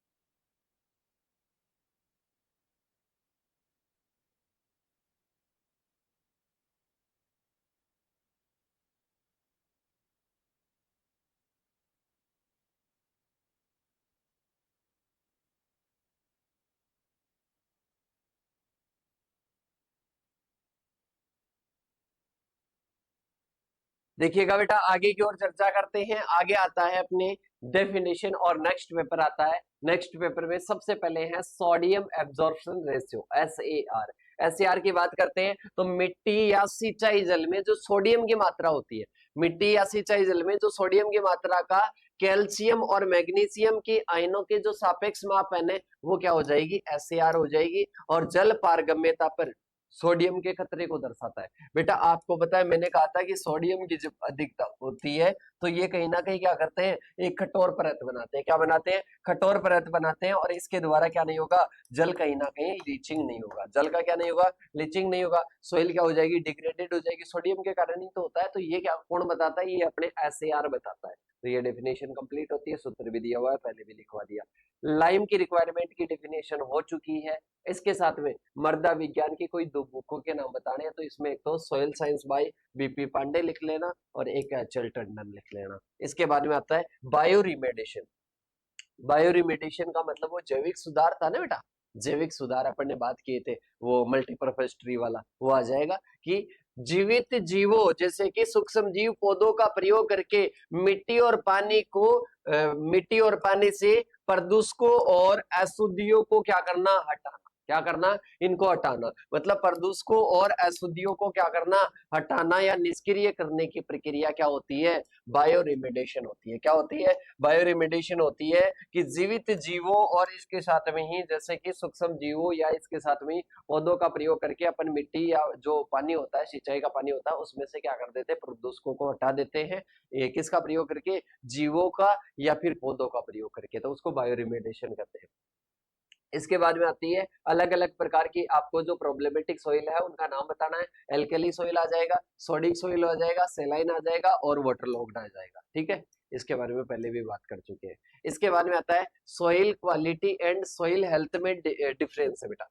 सॉइल क्वालिटी और सॉइल हेल्थ में क्या है कि सर डिफरेंस है। तो देखो सबसे पहले अपन बात करते हैं सॉइल क्वालिटी और क्या आता है, सॉइल डिफरेंस। सॉइल अपने क्वालिटी आता है, सॉइल हेल्थ आता है। इसमें बात करते हैं तो मिट्टी के कार्यों को निभाने की जो क्षमता होती है वो क्या होती है बेटा, सोइल क्वालिटी होती है। एक जीवित पारिस्थितिकी तंत्र के रूप में मिट्टी की सतत कार्य, लगातार कार्य करती रहती है, तो वो क्या हो जाएगी, मृदा स्वास्थ्य। इसमें बेटा कहीं ना कहीं मृदा में जो सूक्ष्म जीव वगैरह है, मृदा में जो सूक्ष्म जीव वगैरह है वो भी इसमें क्या होते हैं, सोयल हेल्थ में क्या होते हैं, इंक्लूड होते हैं। इसके साथ में ही ये मुख्यतः है भौतिक और रासायनिक गुणों का ध्यान रखती है, भौतिक और रासायनिक गुणों का ध्यान रखती है, सोयल क्वालिटी, और इसके साथ में ही सोयल हेल्थ की बात करते हैं, ये जैविक, भौतिक और रासायनिक गुणों सभी का समावेश होता है, इसमें जैविक गुणों का भी क्या होता है, समावेश होता है। इसके साथ में ही अपन बात करते हैं सूक्ष्म जीव गतिविधि, पोषक तत्व चक्रण आदि से इसको क्या करते हैं, मेजर करते हैं। और इसके साथ में ही अब अपन चलते हैं बेटा आगे की ओर। आगे अपने आता है next, right the difference between सेलाइन और एल्कली सॉइल। किसमें अंतर आ जाएगा, सेलाइन और अल्कली सोइल में अंतर आ जाएगा। सेलाइन की बात करते हैं तो बेटा सेलाइन में क्या होता है, सेलाइन में अपने होता है कि लवणीय मृदा, और एल्कली की बात करते हैं तो एल्कली में क्या हो जाएगा कि सर एल्कली में अपने ये जो अपने बात करते हैं सारी मृदा हो जाएगी या सोडियम हो जाएगी। तो देखो इसमें सबसे पहले डेफिनेशन की बात करते हैं, ऐसी मृदा जिनमें घुलनशीलता लवणता की मात्रा अधिक होती है। बेटा ये वाली जो डेफिनेशन है ये यहाँ की है, ठीक है, ये हिंदी वाला मटेरियल यहाँ पर आ गया है साइज की वजह से, तो देख लेना, इसको यहाँ पर लिखना है कि ऐसी मृदा जिसमें घुलनशील लवणों की अधिकता होती है तो वो क्या हो जाएगी, अपने सेलाइन सोइल हो जाएगी। ऐसी मृदा जिनमें विनिमय सोडियम परसेंटेज या एक्सचेंजेबल सोडियम परसेंटेज क्या होता है, अधिक होता है, 15 से अधिक होता है। कितना होता है, 15 से अधिक होता है, तो उसको अपन क्या कहते हैं, उसको कहीं ना कहीं अपन सोडी किया क्या कहते हैं बेटा, सेलाइन, क्या कहते हैं, सेलाइन कहते हैं, सेलाइन सोइल कहते हैं। इसके साथ में ही पीएच की बात करते हैं, पीएच इधर क्या होता है, इधर कहीं ना कहीं 8.5 से कितना होता है बेटा, 7.5 से कितना होता है, 8.5 होता है सेलाइन सोइल का, किसका, सेलाइन सोइल का। इसके साथ में ही अपन बात करते हैं इधर, इधर बात करते हैं 8.5 से क्या होता है, अधिक होता है। इसी की बात करते हैं तो इनमें क्या होती है, कहीं ना कहीं अपने जो सेलाइन सोइल होती है, सेलाइन सोइल में क्या होती है, 4 डेसिसा इनमें से क्या होती है, लवणीय मृदाओं में अधिक होती है और क्षारीय मृदाओं में कम होती है। ईएसपी की बात करते हैं 15 से क्या होता है बेटा, 15 से कहीं ना कहीं क्या होता है, कम होता है, किसमें, सेलाइन सोइल में, और इसमें 15 से क्या होता है, अधिक होता है क्षारीय मृदाओं में। इसके साथ में ही बात करते हैं स्ट्रक्चर की बात करते हैं तो स्ट्रक्चर दोनों की लगभग क्या होती है बेटा, खराब होती है, दोनों की क्या रहती है, खराब रहती है। क्षारीय मृदाओं की थोड़ी स्ट्रक्चर क्या होती है, बिखरती नहीं है, क्षारीय मृदाओं की जो स्ट्रक्चर है थोड़ी क्या होती है, बिखरती नहीं होता। अब इसके बाद में अपन चलते हैं आगे की ओर।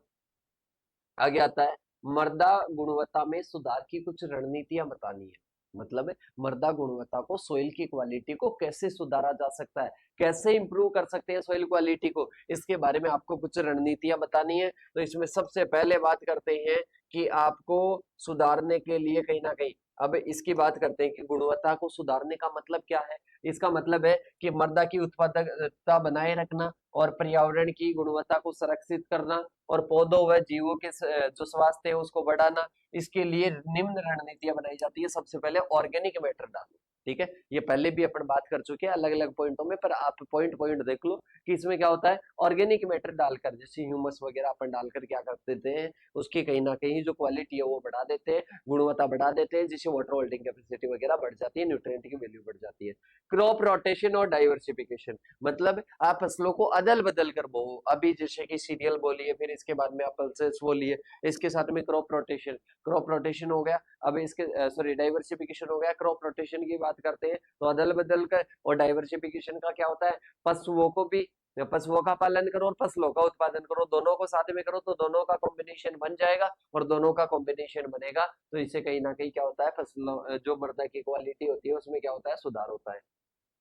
इसके बाद में आता है मिनिमम एंड कंजर्वेशन टिलेज, आप मृदा में कम से कम भू परिष्करण करो, कम से कम क्या करना है, भू परिष्करण करना है, तो वो क्या हो जाएगा, वो कहीं ना कहीं मिनिमम और कंजर्वेशन टिलेज आ जाएगा। क्या आ जाएगा, मिनिमम और कंजर्वेशन टिलेज आ जाएगा। तो देखो कम जुताई से मृदा की संरचना क्या रहती है, सुरक्षित रहती है, और इसके साथ में कटाव क्या होता है, कम होता है, जीवों की संख्या क्या होती है, बनी रहती है, जीवों की संख्या क्या होती है बेटा, बनी रहती है, तो वो मिनिमम और कंजर्वेशन टिलेज आ जाएगा। इसके साथ में ही बैलेंस्ड और जुडिशियस ऑफ फर्टिलाइजर, मतलब जो फर्टिलाइजर का जो प्रयोग कर रहे हो वो बेटा कहीं ना कहीं आपको क्या करना है, बैलेंस्ड यूज करना है। मैंने कहा था कि बोरॉन की अधिकता से क्या हो जाती है, टॉक्सिसिटी हो जाती है। बेटा अधिक उपयोग करने से ये नहीं है कि आपको ज्यादा प्रोडक्शन मिलेगा, नहीं, ये कहीं ना कहीं इम्बेलेंस होने से भी नुकसान होता है। इसके साथ में इरोजन कंट्रोल करने के, मृदा का जो शरण होता है उसको कंट्रोल करने के लिए विभिन्न उपाय अपनाओ, सोइल का टेस्टिंग करो और उसके आधार पर ही क्या करो, सुधार करो। ऐसे पोषक तत्व नहीं देना है, ऐसे सुधार नहीं करना है, अंदाज से नहीं करना है, पहले सोइल की टेस्टिंग करवाओ, उसके बाद में क्या करो बेटा, सुधार करो। ठीक है, तो ये क्या होते हैं, कहीं ना कहीं सोइल क्वालिटी को सुधारने के विभिन्न स्ट्रेटेजीज होती है, रणनीतियां होती है।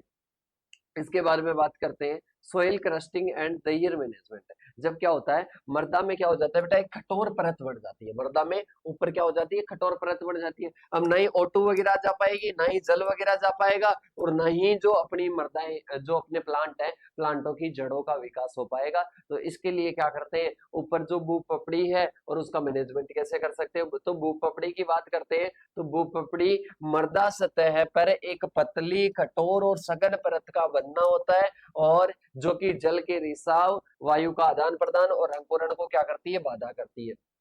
मतलब भूपपड़ी मृदा सतह पर एक पतली, कठोर, सघन परत का बनना होता है, जो कि जल के रिसाव, वायु आदान प्रदान और अंकुरण को क्या करती है, बाधा करती है। अंकुरण को क्या करती है बेटा, बाधा करती है। तो ये अपने क्या हो जाएगा, ये अपने कहीं ना कहीं भूपपड़ी हो जाएगा, कि इसमें कठोर सघन परत होती है, जल के रिसाव और इसके साथ में वायु आदान प्रदान और अंकुरण को क्या करती है, बाधा करती है। तो ये अपने क्या हो जाएगा बेटा, ये कहीं ना कहीं अपने अर्थ क्रस्ट हो जाएगा। इसके बाद में आता है अपने कॉजेज ऑफ सॉइल क्रस्टिंग। इसमें सबसे पहले बात करते हैं, सॉइल क्रस्टिंग क्यों बनती है बेटा, ज्यादा सिल्ट वाली मृदाओं में या जब सोडियम की मात्रा अधिक होती है तब बनती है। इसके साथ में सिल्ट, और इसके साथ में ही सिल्ट और सूक्ष्म कणों की अधिकता होती है, तब क्या बनती है, कहीं ना कहीं भूपपड़ी बनती है। इसके साथ में देखिएगा impact, impact on rain drop, और इसके साथ में ही अपन बात करते हैं इरिगेशन वाटर, मतलब रेन ड्रॉप और इसके साथ में बूंदों की सिंचाई से जो अपन बात करते हैं, जो अपने क्या होते हैं बेटा, जो कण होते हैं उन कणों का क्या हो जाता है, कणों का कहीं ना कहीं जमाव हो जाता है, सतह पर कणों का जमाव हो जाएगा, तो इससे भी क्या बनती है, एक कठोर परत बनती है। क्या बनती है, कठोर परत बनती है। फिर आता है लो ऑर्गेनिक मैटर, मतलब जैविक पदार्थों की कमी के कारण भी क्या होते हैं, मृदा के कण हैं जो आपस में बंधन नहीं हो पाते हैं। इसके साथ में एक्सेसिव टिलेज, अधिक जुताई से जो है मिट्टी के कण क्या होते हैं, टूटकर महीन हो जाते हैं। प्रॉब्लम्स कॉज्ड बाय क्रस्टिंग, जो अपने सॉइल क्रस्टिंग होती है तो इससे क्या क्या प्रॉब्लम्स हो जाती है, तो बेटा एक तो इनफिल्ट्रेशन, मतलब अंदर की ओर जल जाएगा या वायु जाएगी, वो नहीं जा पाएंगे। पुअर इनफिल्ट्रेशन आ जाएगा। अब बेटा जब जल नहीं जाएगा, जब वायु नहीं जाएगी, तो अंकुरण कैसे होगा, जर्मिनेशन नहीं हो पाएगा। क्या नहीं हो पाएगा, सीड का जर्मिनेशन नहीं हो पाएगा। कहीं ना कहीं O2 की क्या हो जाएगी, कमी हो जाएगी। जड़ों तक क्या नहीं हो पाएंगे, ऑक्सीजन वगैरह नहीं जा पाएगी, तो O2 की कमी हो जाएगी। सूक्ष्म जीवों की गतिविधि, आपको पता है सूक्ष्म जीव रहते हैं, वो कहीं ना कहीं श्वसन करेंगे, श्वसन करेंगे तो बेटा O2 तो है ही नहीं, O2 नहीं है तो क्या हो जाएगा, सूक्ष्म जीवों की गतिविधियों में कमी आ जाएगी। इसके साथ में मैनेजमेंट की बात करते हैं, तो ऑर्गेनिक मैटर का आपको क्या करना है, यूज करना है, ज्यादा से ज्यादा ऑर्गेनिक मैटर का प्रयोग करना है। इसके साथ में ही अवॉइड एक्सेसिव टिलेज, मतलब ज्यादा आपको टिलेज नहीं करना है, ज्यादा टिलेज आपको नहीं करना है। और इसके साथ में ही बात करें, बीज कोटिंग में सही गहराई से बुआई करना है, मतलब बीज कोटिंग, और इसके साथ में ही आपको बात करें तो सही गहराई से क्या करना है, बुआई करना है। इसके बाद में अपन बात करते हैं, नेक्स्ट आता है सोइल अमेंडमेंट, मतलब जो अपनी मृदा को सुधारने के लिए आपको क्या करना है, जिप्सम वगैरह का क्या करना है, प्रयोग करना है। पपड़ी बनने पर हल्की सिंचाई करनी है, ताकि वो क्या हो जाती है, पतली जो परत होती है, वो जो पपड़ी होती है वो क्या हो जाती है, टूट जाती है। तो बेटा ये होता है कि अपने ऊपर की मृदा पर एक क्रस्ट बन जाती है। तो बेटा सभी किसान फैमिली से बिलोंग करते हैं, आई होप आपको पता भी होगा, और सारे के सारे नोट्स आपके लिए बेटर है, ये बस आराम से बढ़िया तरीके से पढ़ लेना, इसके बाहर कुछ भी नहीं जाएगा। इसके बाद में देखिएगा नेक्स्ट अपने क्वेश्चन आता है, और नेक्स्ट क्वेश्चन है एसिड सल्फेट सॉइल के बारे में। एसिड सल्फेट सॉइल के बारे में मैंने डेफिनेशन बता दी थी, डेफिनेशन बना दी थी कि कैसे ये वायु के कांटेक्ट में आते ही क्या बना देते हैं, ये सल्फ्यूरिक अम्ल बना देते हैं, और इससे जो मृदाएं हैं वो मृदाएं क्या बन जाती है, एसिड सल्फेट बन जाती है। टाइप्स की बात करते हैं तो अलग अलग होती है, पोटेंशियल एसिड सल्फेट सॉइल होती है, और इसके साथ में ही इनमें पाइराइट युक्त होती है पर ऑक्सीकरण से पहले की स्थिति होती है। इसके साथ में एक्चुअल एसिड सल्फेट सॉइल होती है, जहां पाइराइट का ऑक्सीकरण होकर क्या बन जाता है, सल्फ्यूरिक एसिड बन जाता है।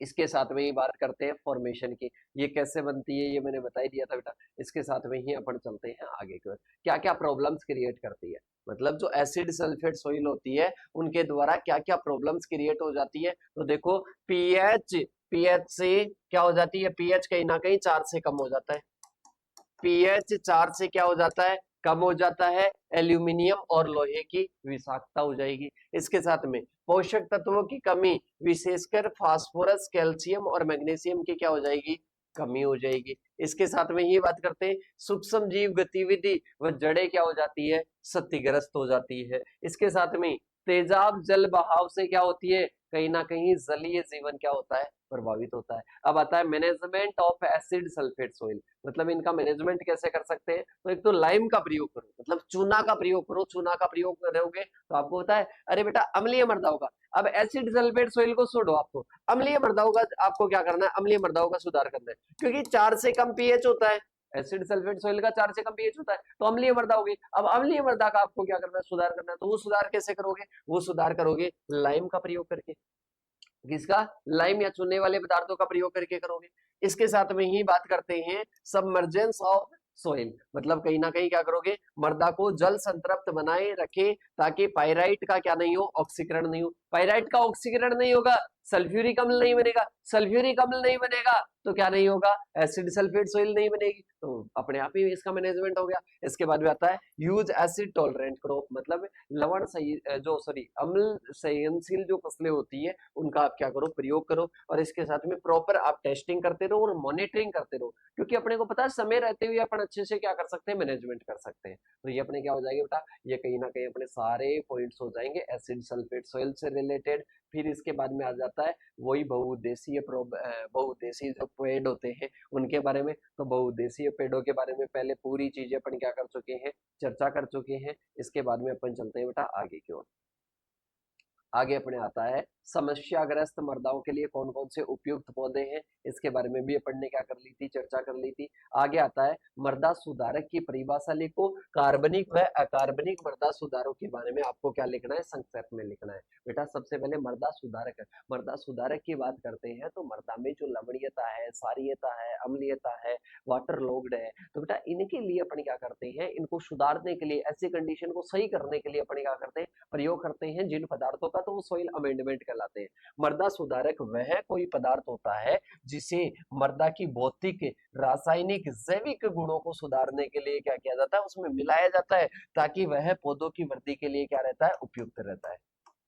पौधों की वृद्धि के लिए क्या रहता है बेटा, उपयुक्त रहता है। तो उसको अपन क्या कहते हैं, सोइल अमेंडमेंट कहते हैं। क्या कहते हैं बेटा, सोइल अमेंडमेंट कहते हैं, मृदा सुधारक कहते हैं। टाइप्स की बात करते हैं तो मुख्यतः दो प्रकार के होते हैं, कार्बनिक होता है और अकार्बनिक होता है। बेटा कार्बनिक की बात करते हैं, कंपोस्ट आ जाएगा, गोबर की खाद, फार्म यार्ड मैन्यूर आ जाएगा, हरी खाद आ जाएगा, वर्मी कंपोस्ट आ जाएगा। तो ये सारे क्या है बेटा, ऑर्गेनिक सोइल अमेंडमेंट है। तो देखिएगा सबसे पहले बात करते हैं, कार्बनिक मृदा सुधारक वे पदार्थ होते हैं जो पौधों या जानवरों के अवशेष से प्राप्त होते हैं, और ये मृदा में क्या करते हैं, जैविक पदार्थ, सूक्ष्म जीव गतिविधि और पोषक तत्वों की उपलब्धता को बढ़ाकर क्या करते हैं, गुणवत्ता बढ़ाते हैं। मृदा की गुणवत्ता को क्या करते हैं, बढ़ाते हैं। तो देखो सबसे पहले ऑर्गेनिक क्या हो जाएंगे, अमेंडमेंट हो जाएंगे, जिसमें बात करते हैं क्रॉप रेसिड्यूज आ जाएंगे, vermicompost, green manure, compost, farm yard manure. तो ये क्या होते हैं बेटा, ये कहीं ना कहीं अपने होते हैं कार्बनिक। कौन से होते हैं, कार्बनिक या ऑर्गेनिक सॉइल अमेंडमेंट होते हैं,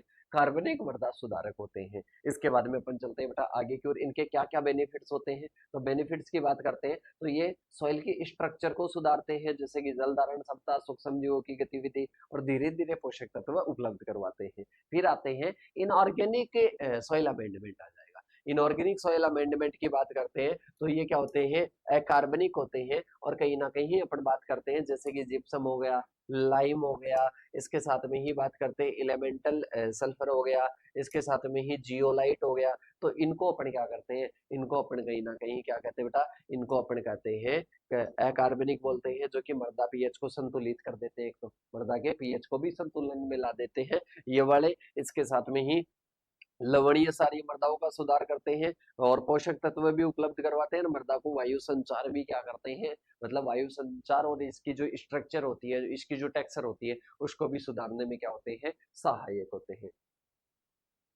अब देखो डिफरेंस बिटवीन ऑर्गेनिक और इनऑर्गेनिक जो अमेंडमेंट है बेटा, ऑर्गेनिक में तो पौधे पशुओं के होते हैं और ये सिंथेटिक होते हैं मतलब रासायनिक होते हैं। इनकी धीमी गति होती है लेकिन निरंतर रहते हैं, ये फास्ट रहते हैं, ये अधिकतर रहते हैं मतलब अधिकतर अपन ऑर्गेनिक का यूज करते हैं। ऑर्गेनिक की बात करें पेड़ पौधों की पत्तियां वगैरह हो जाएगी। इसके साथ में ये क्या होते हैं कहीं ना कहीं अधिक हो सकती है, और इसके साथ में ही धीरे सुधार, ये क्या होते हैं धीरे सुधार करते हैं, और ये क्या करते हैं तेजी से सुधार करते हैं। तो इनमें क्या हो जाएगा अंतर हो जाएगा।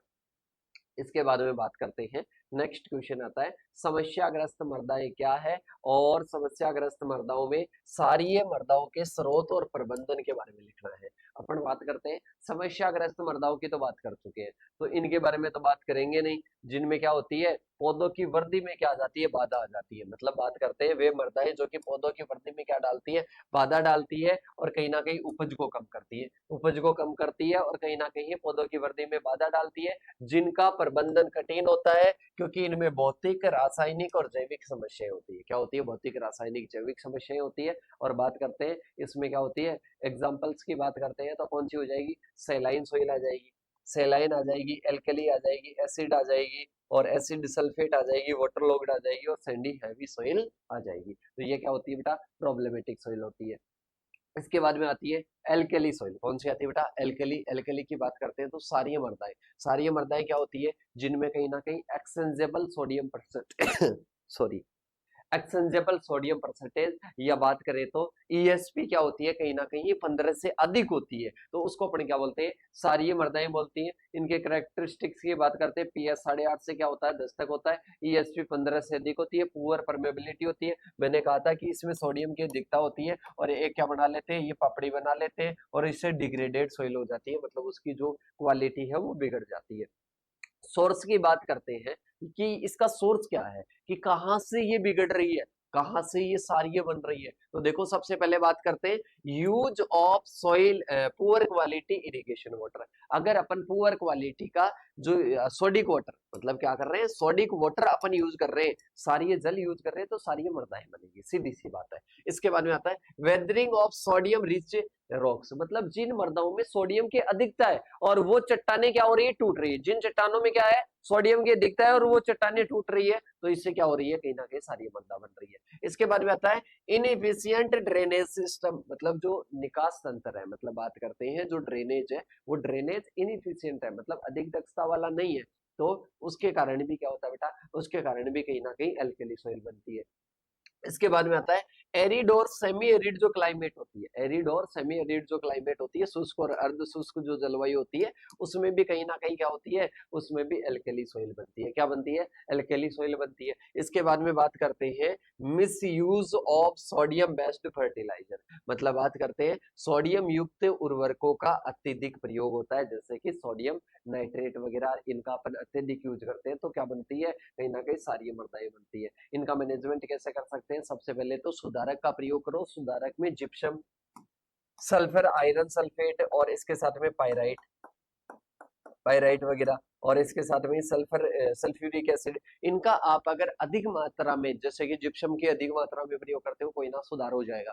इसके साथ में ही बात करते हैं सल्फर, और इनकी अपन बात करते हैं सल्फर, आयरन सल्फेट है और सल्फ्यूरिक एसिड, इनकी छोटी छोटी मात्रा में अगर यूज लेते हो तो कहीं ना कहीं सुधार करता है। और इसके साथ में जल निकास करो, जल निकास करोगे, इसके साथ में ही लीचिंग, मतलब जो सोडियम साल्ट है उसको क्या कर दो सोडियम को NaCl बनाकर क्या कर दो कहीं ना कहीं नीचे की ओर इसको क्या कर दो नीचे की ओर लीचिंग कर दो।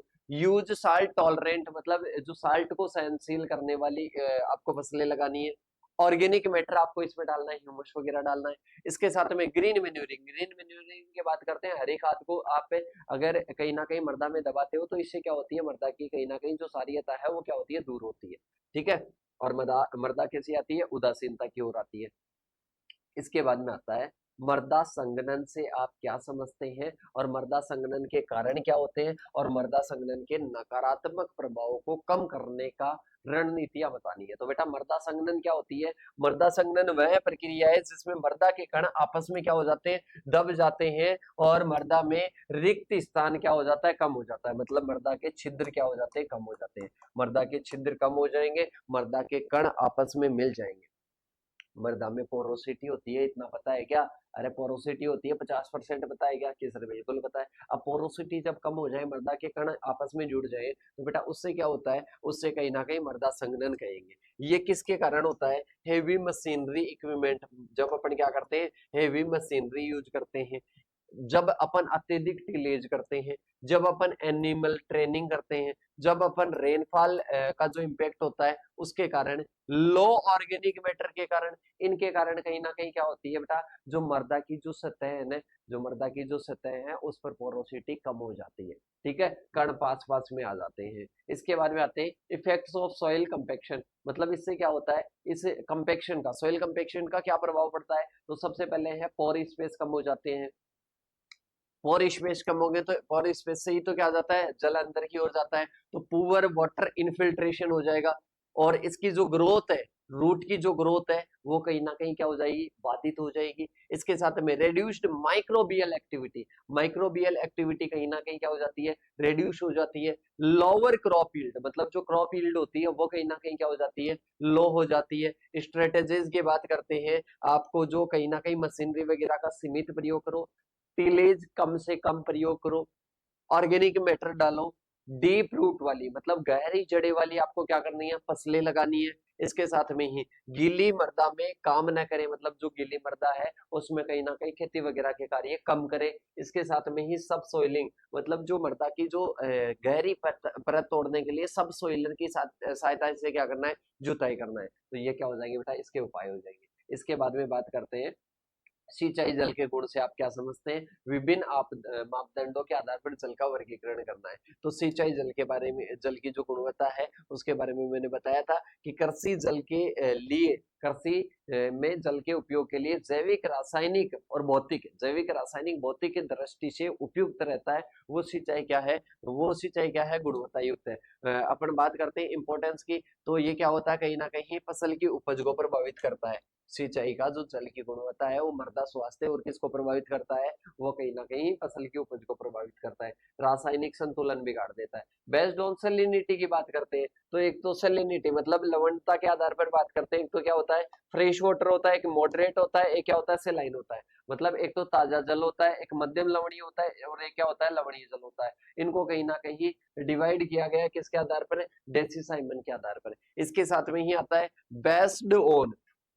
बेस्ड ऑन इसी के आधार पर डिवाइड किया गया है, जो इलेक्ट्रिक की कंडक्टिविटी होती है उसके आधार पर। फिर आता है अपने सोडियम एजार्ड के आधार पर। इसमें बात करते हैं लो सोडियम, इसके साथ में इसकी जो सोडियम एब्जॉर्प्शन रेशियो है उसके आधार पर किया गया है। मीडियम सोडियम एजार्ड आ जाएगा और हाई आ जाएगा। और क्लोराइड के आधार पर मैं आपको बता ही दिया था, एक रेसिड्यूअल के आधार पर है, एक सेफ वाटर होता है, एक मार्जिनल होता है, एक अनसुटेबल होता है। ठीक है, और इसके साथ में ही फिजिकल करेक्टरिस्टिक के आधार पर क्या होता है, क्लियर वाटर होता है, टर्बिक वाटर होता है। ठीक है, ये आपको क्या रखना है, याद रखना है। क्लोराइड वगैरह के आधार पर मैंने बता दिया था, बस यही आपको क्या रखना है, इसमें याद रखना है। और बाकी चीजों को क्या करना है, क्लोराइड के आधार पर पहले ऊपर अपन ने क्या कर ली है, चर्चा कर ली है। अब इसके बाद में आता है एक्सचेंजेबल सोडियम परसेंटेज की डेफिनेशन पूछ रहा है। तो एक्सचेंजेबल सोडियम परसेंटेज क्या होता है, जो कि मिट्टी के आयनिक विनिमय स्थल पर, मिट्टी के आयनिक विनिमय के स्थल पर सोडियम आयनों की प्रचुर मात्रा का आयनिक जो विनिमय होता है, आयनिक जो विनिमय होता है, कैटायन एक्सचेंज कैपेसिटी मतलब आयनिक विनिमय होता है, उसको अपन क्या कहते हैं, जब सोडियम का ये होता है, सोडियम का होता है तब उसको क्या कहते हैं, एक्सचेंजेबल सोडियम परसेंटेज कहते हैं।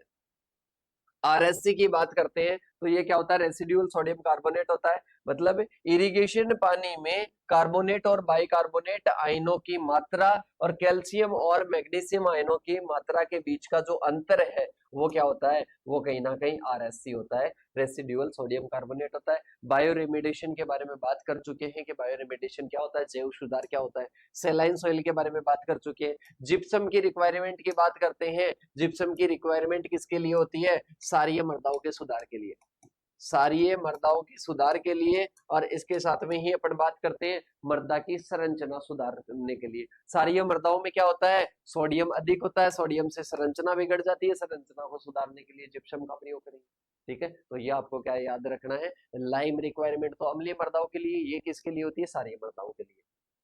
इसके बाद में आप बात करते हैं अंतर के बारे में। लवणीय मृदाएं और क्षारीय मृदाओं में अंतर अपन पहले बात कर चुके हैं, आ चुका है। इसके साथ में एसएआर और आरएससी में अंतर देखते हैं। SAR और RSC में अपन क्या देखते हैं बेटा, अंतर देखते हैं। तो SAR और RSC की अपन पूरी चर्चा कर चुके हैं बेटा। SAR सोडियम एब्जॉर्ब रेशियो, इसके साथ में ही बात करते हैं RSC रेसिडुअल सोडियम कार्बोनेट है। ये कहीं ना कहीं किस पर है, ये सोडियम और कैल्शियम के रेशियो का अध्ययन करता है। ये कहीं ना कहीं कार्बोनेट, बाइकार्बोनेट और कैल्शियम मैग्नीशियम का इनके डिफरेंस का क्या होता है, कहीं ना कहीं अध्ययन होता है RSC। ठीक है, अब इसके बाद में अपन बात करते हैं ये किस में अपन मापते हैं, ये मिली इक्विवेलेंट पर लीटर और ये भी मिली इक्विवेलेंट पर लीटर होता है। ठीक है, अब इसके बाद में अपन बात करते हैं आगे की ओर। इनके लेवल्स वगैरह बताए थे तो उनके आधार पर अंतर लिखे आना है, ज्यादा डीपली नहीं। इसके बाद में आता है अम्लीय मृदाएं और उनका सुधार। तो बेटा अम्लीय मृदाओं के सुधार की बात कर चुके हैं। चुनाव वाले पदार्थों का क्या करते हैं, प्रयोग करते हैं। किसका प्रयोग करते हैं, चुनाव वाले पदार्थों का क्या करते हैं, प्रयोग करते हैं। अम्लीय मृदाओं की डेफिनेशन की बात कर चुके हैं। अम्लीय मृदाओं के सुधार में चुनाव वाले पदार्थों का यूज करते हैं, जैविक खाद डालकर करते हैं, अम्ल सहिष्णु फसलें लगाते हैं और जल निकास की सुविधा करते हैं। लीचिंग रिक्वायरमेंट की बात कर चुके हैं, लवणीय मृदाओं के सुधार के लिए होता है। किसके लिए होता है बेटा, लवणीय मृदाओं के सुधार के लिए होता है। ठीक है, तो इसको भी अपन क्या करते हैं बेटा, स्किप करते हैं। इसके बाद में लास्ट में आपको काफी सारे क्वेश्चन रिपीटेड मिलेंगे बेटा। इसके बाद में आते हैं अपने क्या, नमक प्रभावित मतलब साल्ट अफेक्टेड मृदाओं के बारे में बताना है और उनकी कैरेक्टरिस्टिक्स आपको बतानी है। तो बेटा साल्ट अफेक्टेड का मतलब क्या है, लवणीय मृदा। लवणीय मृदाओं की डेफिनेशन की बात कर चुके हैं। तो देखो साल्ट अफेक्टेड सोइल आ जाएगी, इनकी डेफिनेशन है। इनकी बात करते हैं, क्लासिफिकेशन की बात करते हैं तो सेलाइन सोइल आ जाएगी। ठीक है, इसके बाद में अपन चलते हैं बेटा आगे की। आगे आते हैं सिंचाई जल की जो गुणवत्ता है उसके बारे में बताओ। और एस ए आर की बात करते हैं। किसकी बात करते हैं बेटा, SAR की बात करते हैं। तो उनके आधार पर वर्गीकरण करो। SAR सोडियम एब्जॉर्ब रेशियो के आधार पर अभी ऊपर वर्गीकरण हुआ था सिंचाई के जल गुणवत्ता की definition, same as it is question आया था पिछले पेपर में। ठीक है, तो अपन इसको क्या करते हैं बेटा, स्किप करते हैं। इसके बाद में अपन चलते हैं नेक्स्ट क्वेश्चन। मृदा अम्लता को क्या करना है, मृदा अम्लता को परिभाषित करना है। और इसके साथ में अम्लता के प्रकार बताए थे फर्स्ट वाले पेपर में। सक्रिय अम्लता होती है और क्या होती है, कहीं ना कहीं विनिमय अम्लता होती है। और कौन कौन से कारण होते हैं, मतलब इसके स्रोत क्या होते हैं, सोर्स क्या होते हैं, इसके भी अपन क्या कर चुके हैं बेटा, बात कर चुके हैं। ठीक है, इसके बाद में अपन चलते हैं बेटा आगे की ओर। आगे अपने आता है भूमि क्षमता को, लैंड कैपेबिलिटी। लैंड कैपेबिलिटी का क्या करना है, वर्गीकरण करना है। लैंड कैपेबिलिटी बेटा 8 वर्गों में डिवाइड किया था। अरे लैंड की कैपेबिलिटी के आधार पर 8 वर्गों में डिवाइड किया गया था। तो वो ऊपर फर्स्ट वाले पेपर का क्वेश्चन क्या हो चुका है बेटा, रिपीट हो चुका है। उसमें भी 7वें के तीसरे में आया था और यहाँ पर भी किस में आ रखा है, 7वें में आ रखा है। ठीक है, इसकी अपन क्या कर चुके हैं बेटा, बात कर चुके हैं। ठीक है, इसके बाद में अपन चलते हैं आगे की ओर। आगे आती है समस्याग्रस्त मृदाओं को आप क्या समझते हैं और उनकी श्रेणियां, उनके प्रबंधन के तरीकों के बारे में लिखो। तो बेटा सभी की अलग अलग बात कर चुके हैं। लवणीय मृदाओं के सुधार की अलग कर चुके हैं, क्षारीय मृदाओं की अलग कर चुके हैं, अम्लीय मृदाओं की अलग कर चुके हैं, हाई परमेबल और लो परमेबल सोइल की बात कर चुके हैं अलग से। ठीक है, तो इसमें वही मृदाएं आएगी। ठीक है, प्रॉब्लमेटिक सोइल जैसे कि अपन बात करते हैं सेलाइन सोइल, एल्काइल, एसिडिक और इसके साथ में वाटर लॉग्ड, और इनके सभी के क्या कर चुके हैं, मैनेजमेंट की भी अपन क्या कर चुके हैं बेटा, चर्चा कर चुके हैं। इसके बाद में आता है कि विभिन्न पौधों को उगाकर अपन समस्याग्रस्त मृदाओं को क्या करते हैं, कहीं ना कहीं प्रबंधन करते हैं। तो उसके बारे में बताओ। मतलब इसमें क्या हो जाएगा बेटा, डिफरेंट प्लांट, मतलब जो वही हो जाएगा मल्टीपर्पज ट्री, पर्पज ट्री। ठीक है, मतलब MPS। ठीक है, तो वो क्या हो जाएंगे, मतलब मल्टीपर्पज ट्री। फर्स्ट वाले में हुआ था बायोरिमिडिएशन। बायोरिमिडिएशन का मतलब क्या होता है, जीवों के द्वारा, उसमें पौधे भी हो सकते हैं, उसमें जीव भी हो सकते हैं, उनके द्वारा जब मृदा का सुधार करते हैं। तो अपन ने विभिन्न प्रकार के ट्रीज के बारे में पढ़ा था। तो बेटा वही क्वेश्चन क्या हो चुका है, यहाँ पर रिपीट हो चुका है। और ये सारे क्वेश्चन अपने क्या होते हैं बेटा, कंप्लीट होते हैं। खेजड़ी वगैरह का बॉटनिकल नेम पढ़ा था, प्रोसोपिस सिनेरियो याद आ गया, डेल्बर्जिया सीसू सीसम। ठीक है, तो ये क्वेश्चन क्या होते हैं, कंप्लीट होते हैं। ये पेपर क्या हो चुका है बेटा, कंप्लीट हो चुका है। आई होप आप सभी को अच्छे से समझ में आ गया होगा। समझ में आ गया है तो क्या करना है, अपने सभी साथियों को इस वीडियो को शेयर करना है। और इसके साथ में ही बेटा मिलेंगे नेक्स्ट सेशन के साथ में। तब तक के लिए जय जवान जय किसान साथियों।